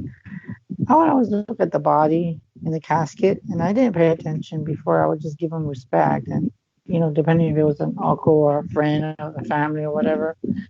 And then I think it was maybe about 4 years ago. I kid you not, I would go up to the casket, and I would see the eyes moving, the lips moving, and the head moving. And when I would see that, I'm like looking all around me, like people sitting there in the back, and I'm thinking to myself, is it me or is this head moving and the eyes are, it was like they were talking to me. And there was even times when I started seeing it, because it freaked me. At first, it freaked me out because I was like, what the hell is going on? Is this person still alive? Yeah, and I'm thinking to myself, why is this person in the casket? They're still moving. So then as time went on, it was a way of them talking to me and telling me that they know that I talk to the dead. So instead of seeing them in spirit, I would see their reactions while they were in the casket. So when I saw that, it freaked me out. And there's times where I would still see them, and as time goes on, I've gotten used to it. The only thing I've been able to do, and I did it one time, and it scared me. I had this premonition of my aunt, but I didn't know anything at the time. Well, I must have gotten the premonition a week before she died, and I remember seeing her in a black, real fine, thin material to where you could, you couldn't see like her body, but it was like real fine and real silky kind. Yeah. And she had her hair all fixed up, right? And she was just laying down, looking at me with that outfit. So about 2 weeks later, we found out my tia Linda passed away, that's her name. And at the time, we're like, oh, well, where are we at? My mom was like, we're going to her funeral because she passed away in her sleep. So I said, okay. They didn't tell us anything. My older cousins, their daughters didn't tell me anything. So we came in and we told her we're sorry for your loss. And then when we came through the casket, you should have seen my face. I looked at my face, I looked at her, and you should have seen my reaction. My mouth dropped because that same dream I had was the same thing she was wearing in the casket. And when I looked down, I noticed, I guess not my aunt, but one of my cousins kind of, I guess, was looking at my expression. So after I told my aunt, you're in a better place. You're no longer here with us anymore. You're resting, and you're with everybody in the family up there. So then when I turn around to go sit down, my cousin looks at me and says, Chris, and I'm like, what? She goes, what did you see? And I'm like, girl, you do not want to know. And I said, this is not the place and time. And then she goes, come on, sit over here. We gotta talk. So I said, are you sure? She goes, yeah. And then she looked at me and she said, I know I've never talked to you. I know you're my cousin. And I know there's something different about you. I've always known, but I never got the really chance to interact with you. She goes, you see the dead, don't you? And I'm like, looking all around, I'm like, yeah. And then she's like, and then I asked her, I said, what made you want to talk to me? She goes, I've known this ever since you were like a teenager. And I'm like looking at her with my eyes open, like all puzzled. And I'm like, if you knew, why didn't you tell me anything? And she said, because your mom and my mom didn't really interact with the outside of the family. She told us to stay away from you, but we knew who you looked like. And I said, okay. So then after that, that's when she asked me, she goes, what did you see? And I said, well, I said about a week before we came here, I saw your mom wearing that Pacific dress in the casket. And her eyes just dropped, and she's like, with her mouth all open. And I'm like, yeah. And then after that, she was like, wow, so you're telling me now that you're gonna start seeing people and what they're gonna wear before you even see them in the casket? And I said, yes, I guess so. So ever since then, I've been able to see people what they wear before I see them in the casket, in the physical casket. So that's just creepy. So, and then on top of that, their face moves, their eyes move. So that's just a little bit more of, I don't know how to put it, Tessa, but it's more of a gift that I never thought I had. So, it is kind of creepy when you can see the head and eyes moving when you know they're dead. And it's getting more strong now because I'm getting rid of my stuff that had the bad energy of a certain person that lived here. I got the monitor I had, the TV, it's gone. Got a new one. Wow. I was gonna ask you now that I mentioned that, Tessa, have you noticed anything too with all the relatives that you've had?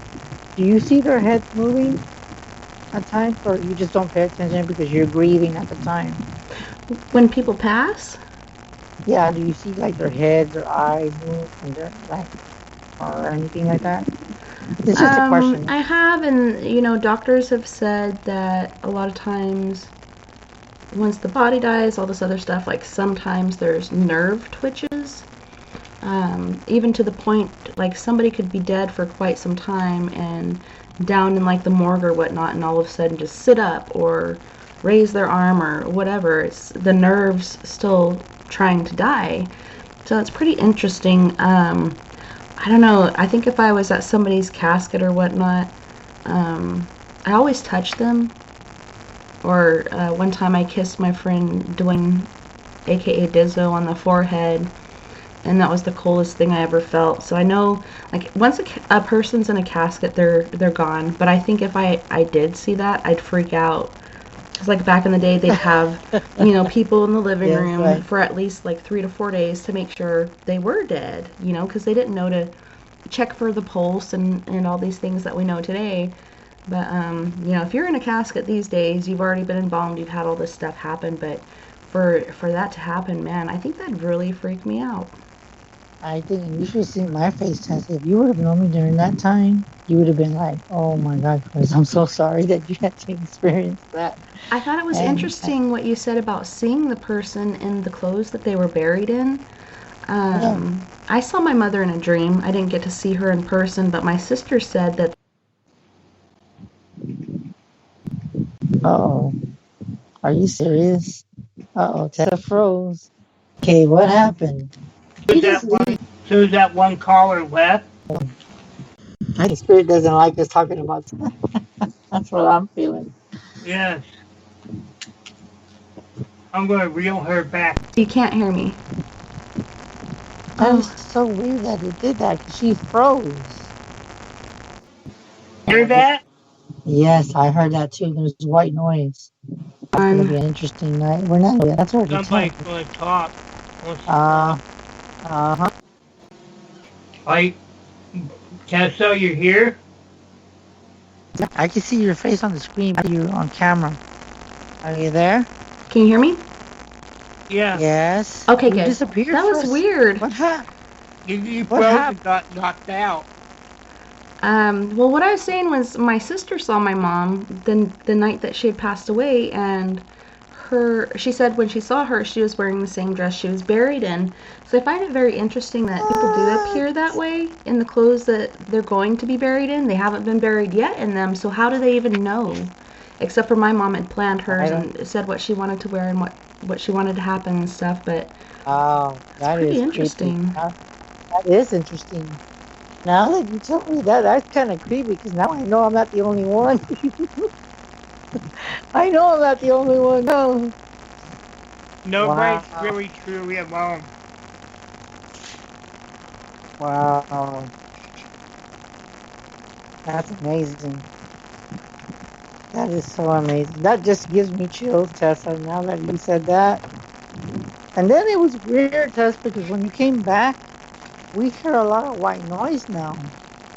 You do now? Yes. Weird. Somebody wants to talk.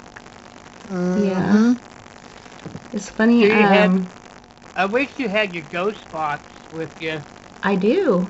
I was about to say, it's funny because I brought 2 of my cameras, which I was going to use for like night vision. We actually went to the beach one night and there was sea lions and stuff there.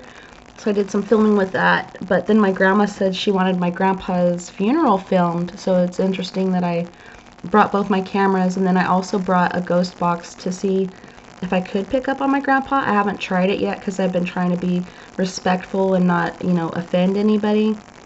I asked one of my aunts if she was interested in using it with me, and she's pretty holy roller, and she's like, why would I want to do that? Like, to see what kind of ghosts are here? Hell no, I don't want to do that. And I'm like, all right, I was just asking.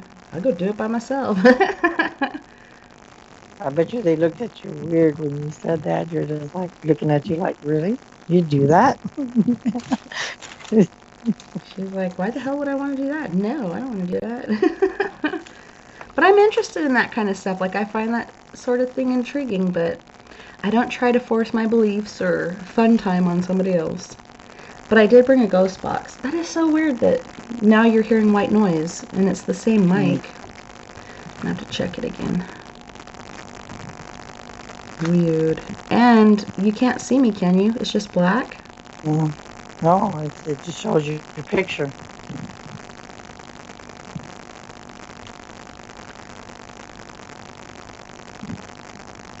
There you go. You're live. There we go. Okay. Yeah, Chris, it wouldn't be a show for us unless something weird happened. I know, right? Yeah, there's always something. Yeah, there's always something going on with us. I just want to say again, because I know that there's people out there that do listen that aren't in our chat room on Spreaker. If you guys do want to call in for your free reading from Psychic Chris Garcia, the number is 970-335-9596, 970-335-9596. Wow.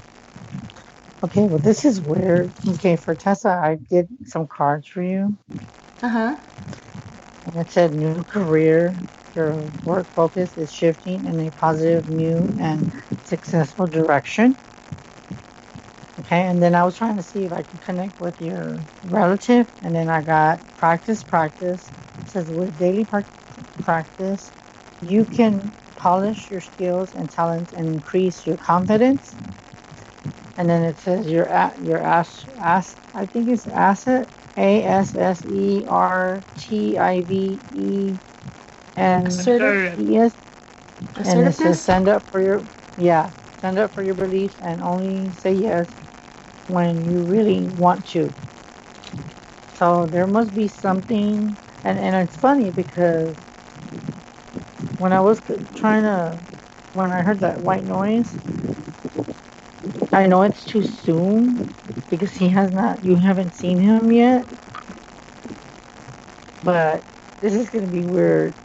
You might, and I'm saying might, have a premonition or a visit, and he's going to tell you what he's going to wear.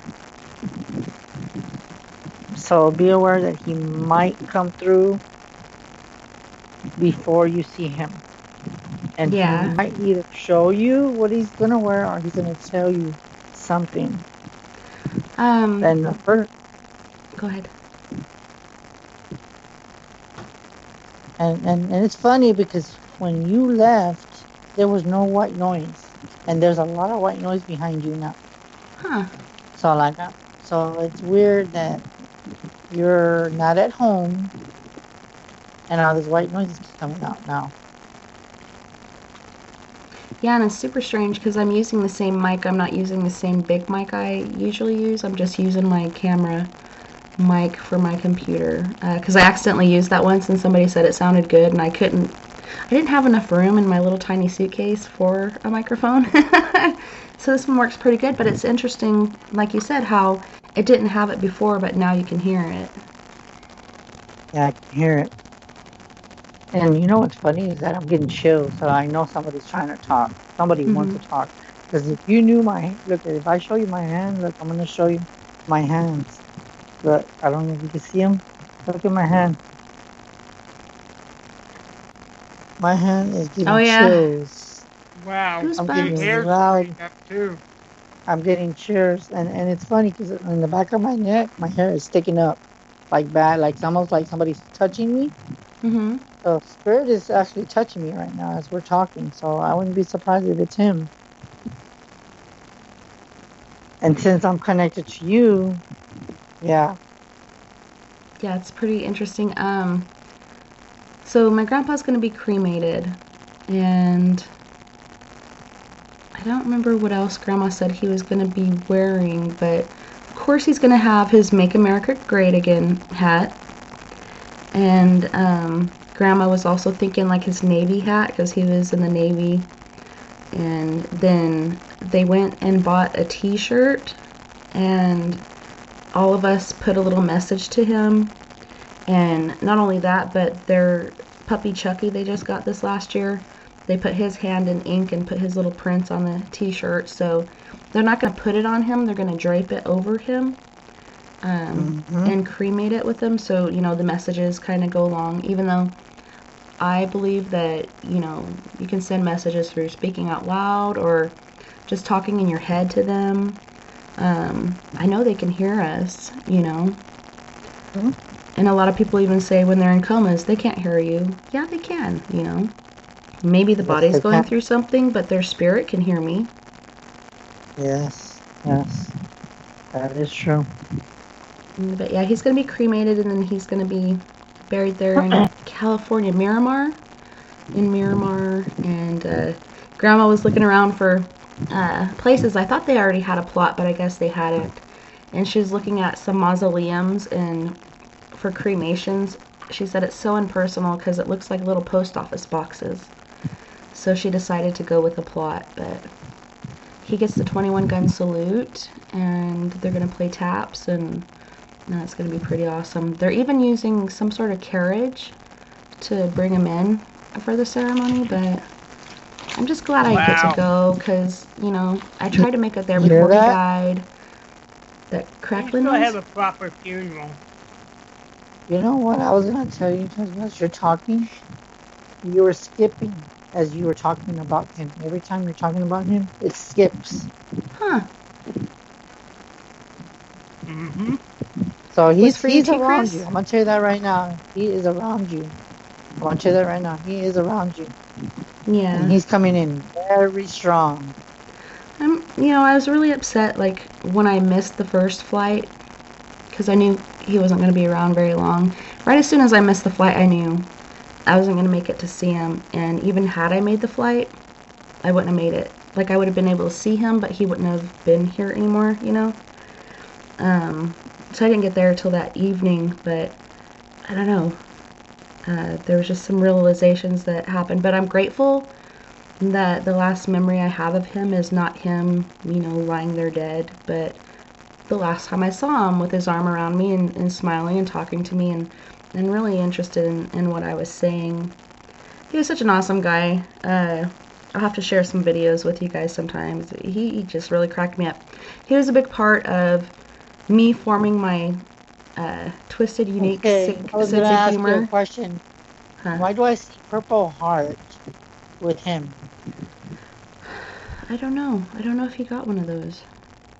I'll have to ask my mom. What Purple Heart? You know what Purple Heart is, right? Yeah. It's military. I'm seeing Purple Heart for some reason. I don't know. Weird.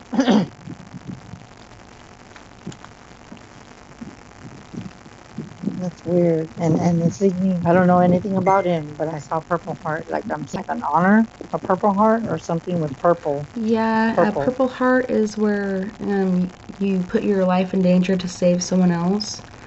But earlier it was talking about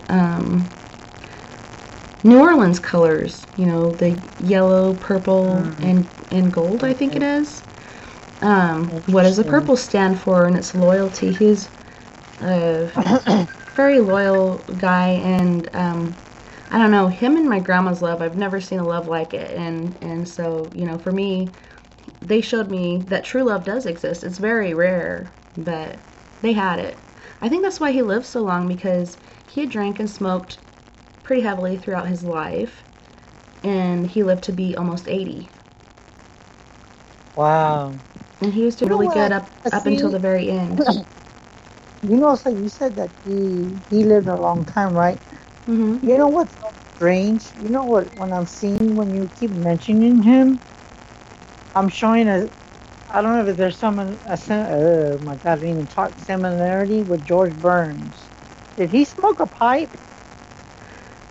He used to back in the day smoke cigars, but now he smokes the little Lucky cigarettes, Lucky Strike. Okay.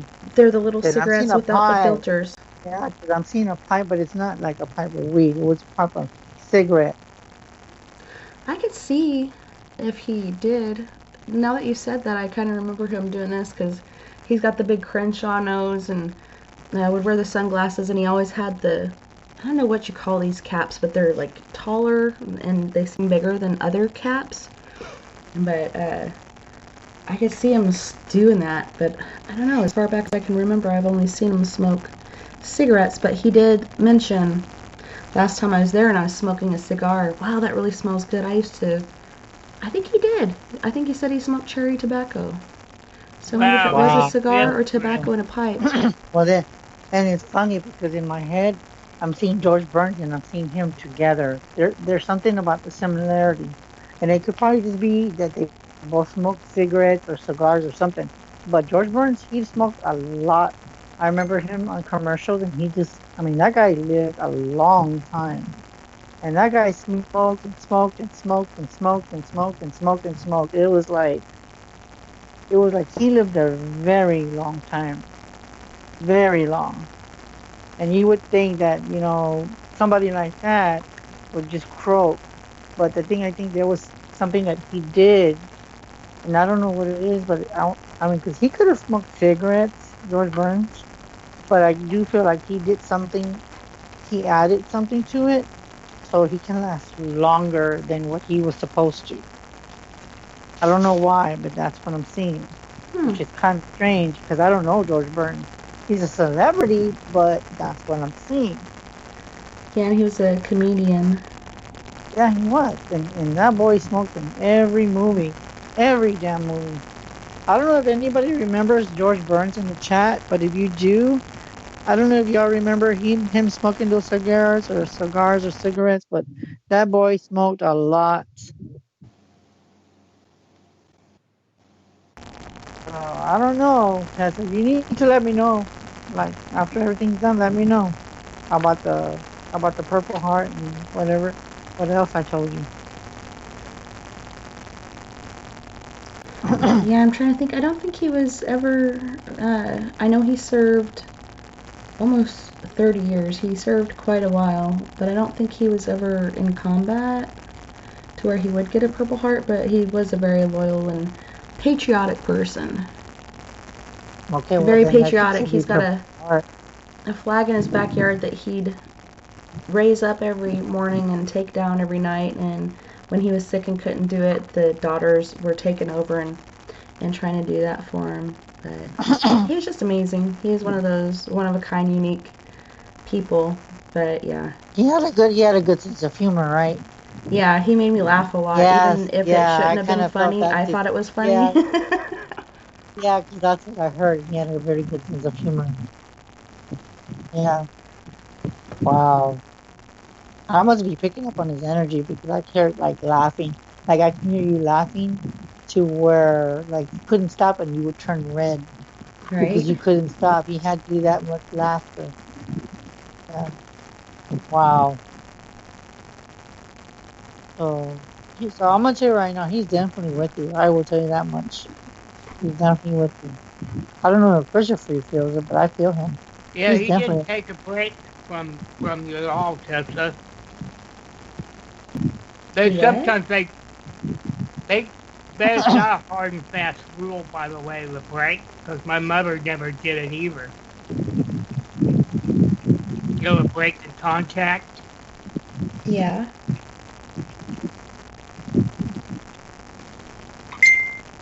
You must feel you can handle it. Mm-hmm. Hold on, I'm looking.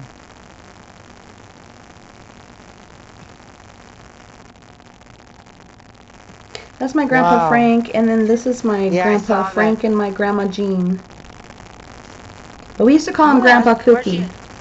Did he go fishing? Because I see fishing with him too. Yeah. Yeah, he went fishing, right? Mm-hmm. Wow. Okay. Okay. Wow. Oh my God! When you showed me the picture, I just got chilled all over, Tess.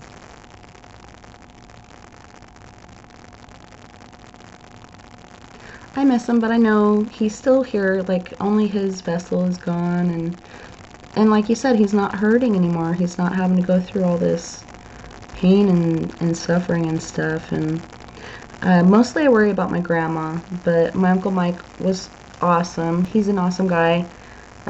He bought them this puppy, which my grandpa named Chucky. We don't know why, but I was thinking about it last night. My mom's like, I don't know why he named him that, and I'm like, probably because he's small enough he could chuck him. But I'm glad that he did, because my grandma, and she even said this to my grandpa when he passed, she said, everything I've done in my life, Frank, I've done for you. And she's like, I just don't know what I'm going to do with myself now. But luckily she has Chucky, and that dog has such a personality and is so entertaining. She went out yesterday to get her hair cut, and the lady ended up kind of ditching her. And so she got back home, and she said she walked in and one of her shoes was in Grandpa's chair, the other one was in the hallway, and then she walks into her bedroom and all the shoes are kind of like rearranged.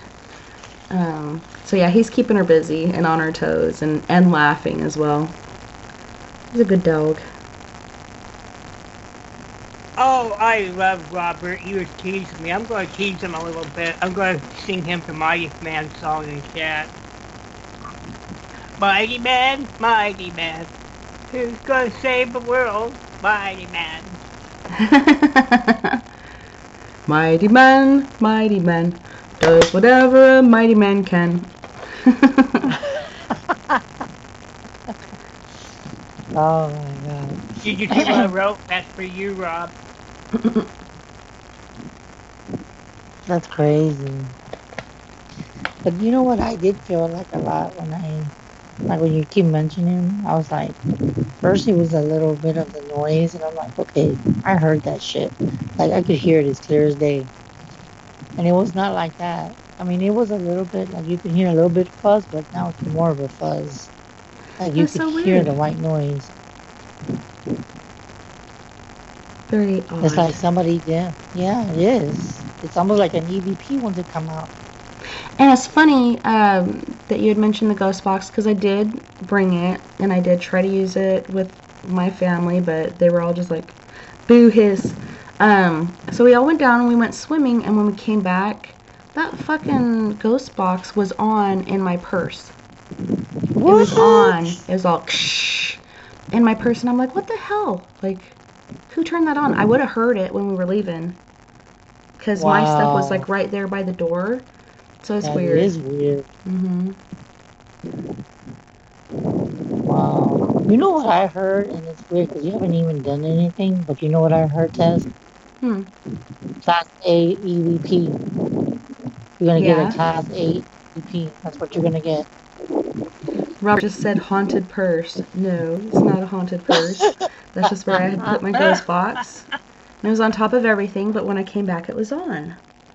Perhaps it's the ghost box that's haunted. So everybody, but I'm gonna tell you like that. Everybody in the chat room, you know how with being paranormal and being Tessa, you got to think about it. She's gifted too, so there's gonna be some weird shit happening to Tessa. It's like me. The There's always lipstick, perhaps?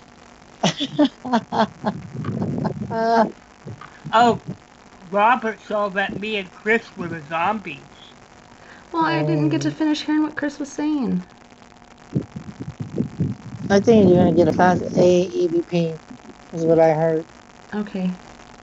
I'm definitely So going to keep try it. it, and I was thinking about it because I've been tempted myself, which I don't like doing stuff like this by myself. But when I do it, I'm going to record it with one of my cameras or my cell phone or something so I have a record of it. Because you can say, hey, guess what I heard? And people are going to be like, yeah, whatever. But if you play it back and you hear that voice, there's no mistaking whose voice that would be, you know? So, I'm kind of leery, but kind of... I was going to ask you, are you going to be at the after party? If not, I'll be in there for a little bit. Because I didn't even get that much sleep. You should have seen it, Tessa. When I was up last night, I did go to sleep, but I was pissed off about a lot of other shit. And everybody kept trying to keep me calm because I had a message of a few people. And they were like, what's going on? And I'm like, you don't even want to know. I said, you don't really want to know. I was like, well, you know, just keep on pushing, adapt and overcome, and, you know, don't let the peanut gallery get you down. Do your own thing, because I know you're good. You know you're good. Sometimes we have those doubts about ourselves, but you've been doing awesome with this, and you know, if anything does happen, you'll be okay on your own, or, you know, you can come over to the We Are Paradox Media Network. You know, whatever you decide to do, you're going to do an awesome job of it, because your heart's in the... I just knew you were going to say that. I just knew you were going to say what you just said, because I had a feeling that you know if I was with you, you would welcome me with open arms. You know what I mean? Like, you would welcome me and be part of, you know, the show, or the you know, my own show within your network. You know what I'm saying? Yeah. But that's funny you said that. You gave me validation. That's a big validation right now. So yeah. Yeah, you got this, and it can be discouraging or whatnot, but you're awesome, and you're going to do awesome no matter what. So just keep on trucking. Don't let the peanut gallery get you down. And we are at our last couple minutes. Can you tell our listeners how to contact you, where to find you, and where to subscribe to your YouTube channel? Well, they can get a hold of me at Chris Psychic Garcia on Facebook. They can reach me at my own personal cell phone, 210-974-3470. Again, 210-974-3470. Or you can subscribe to my page. It's going to put Psychic Chris welcomes everybody. Again, Psychic Chris welcomes everybody on YouTube. Hit the subscribe button, because you help me get to 1,000 subscribers. I got a surprise for you guys, so help me out. And all I gotta say is love you guys. And as always, Tessa, thank you for letting me being on the show, and everybody wishing me a happy birthday. Love you. I love you too. And man, I'm bummed that we couldn't do your birthday show, but we just did it early. That's giving you extra time to celebrate you. But thanks again for being on. Like you said, we've been friends for years, and you know, siblings. You're my little big brother. But I'm so glad you were on. It was great. Yep. And I wanted to thank all of our friends, family, and listeners that are out there throughout the world and beyond the Omniverse tonight for tuning in. It was so awesome to have you, and what an honor.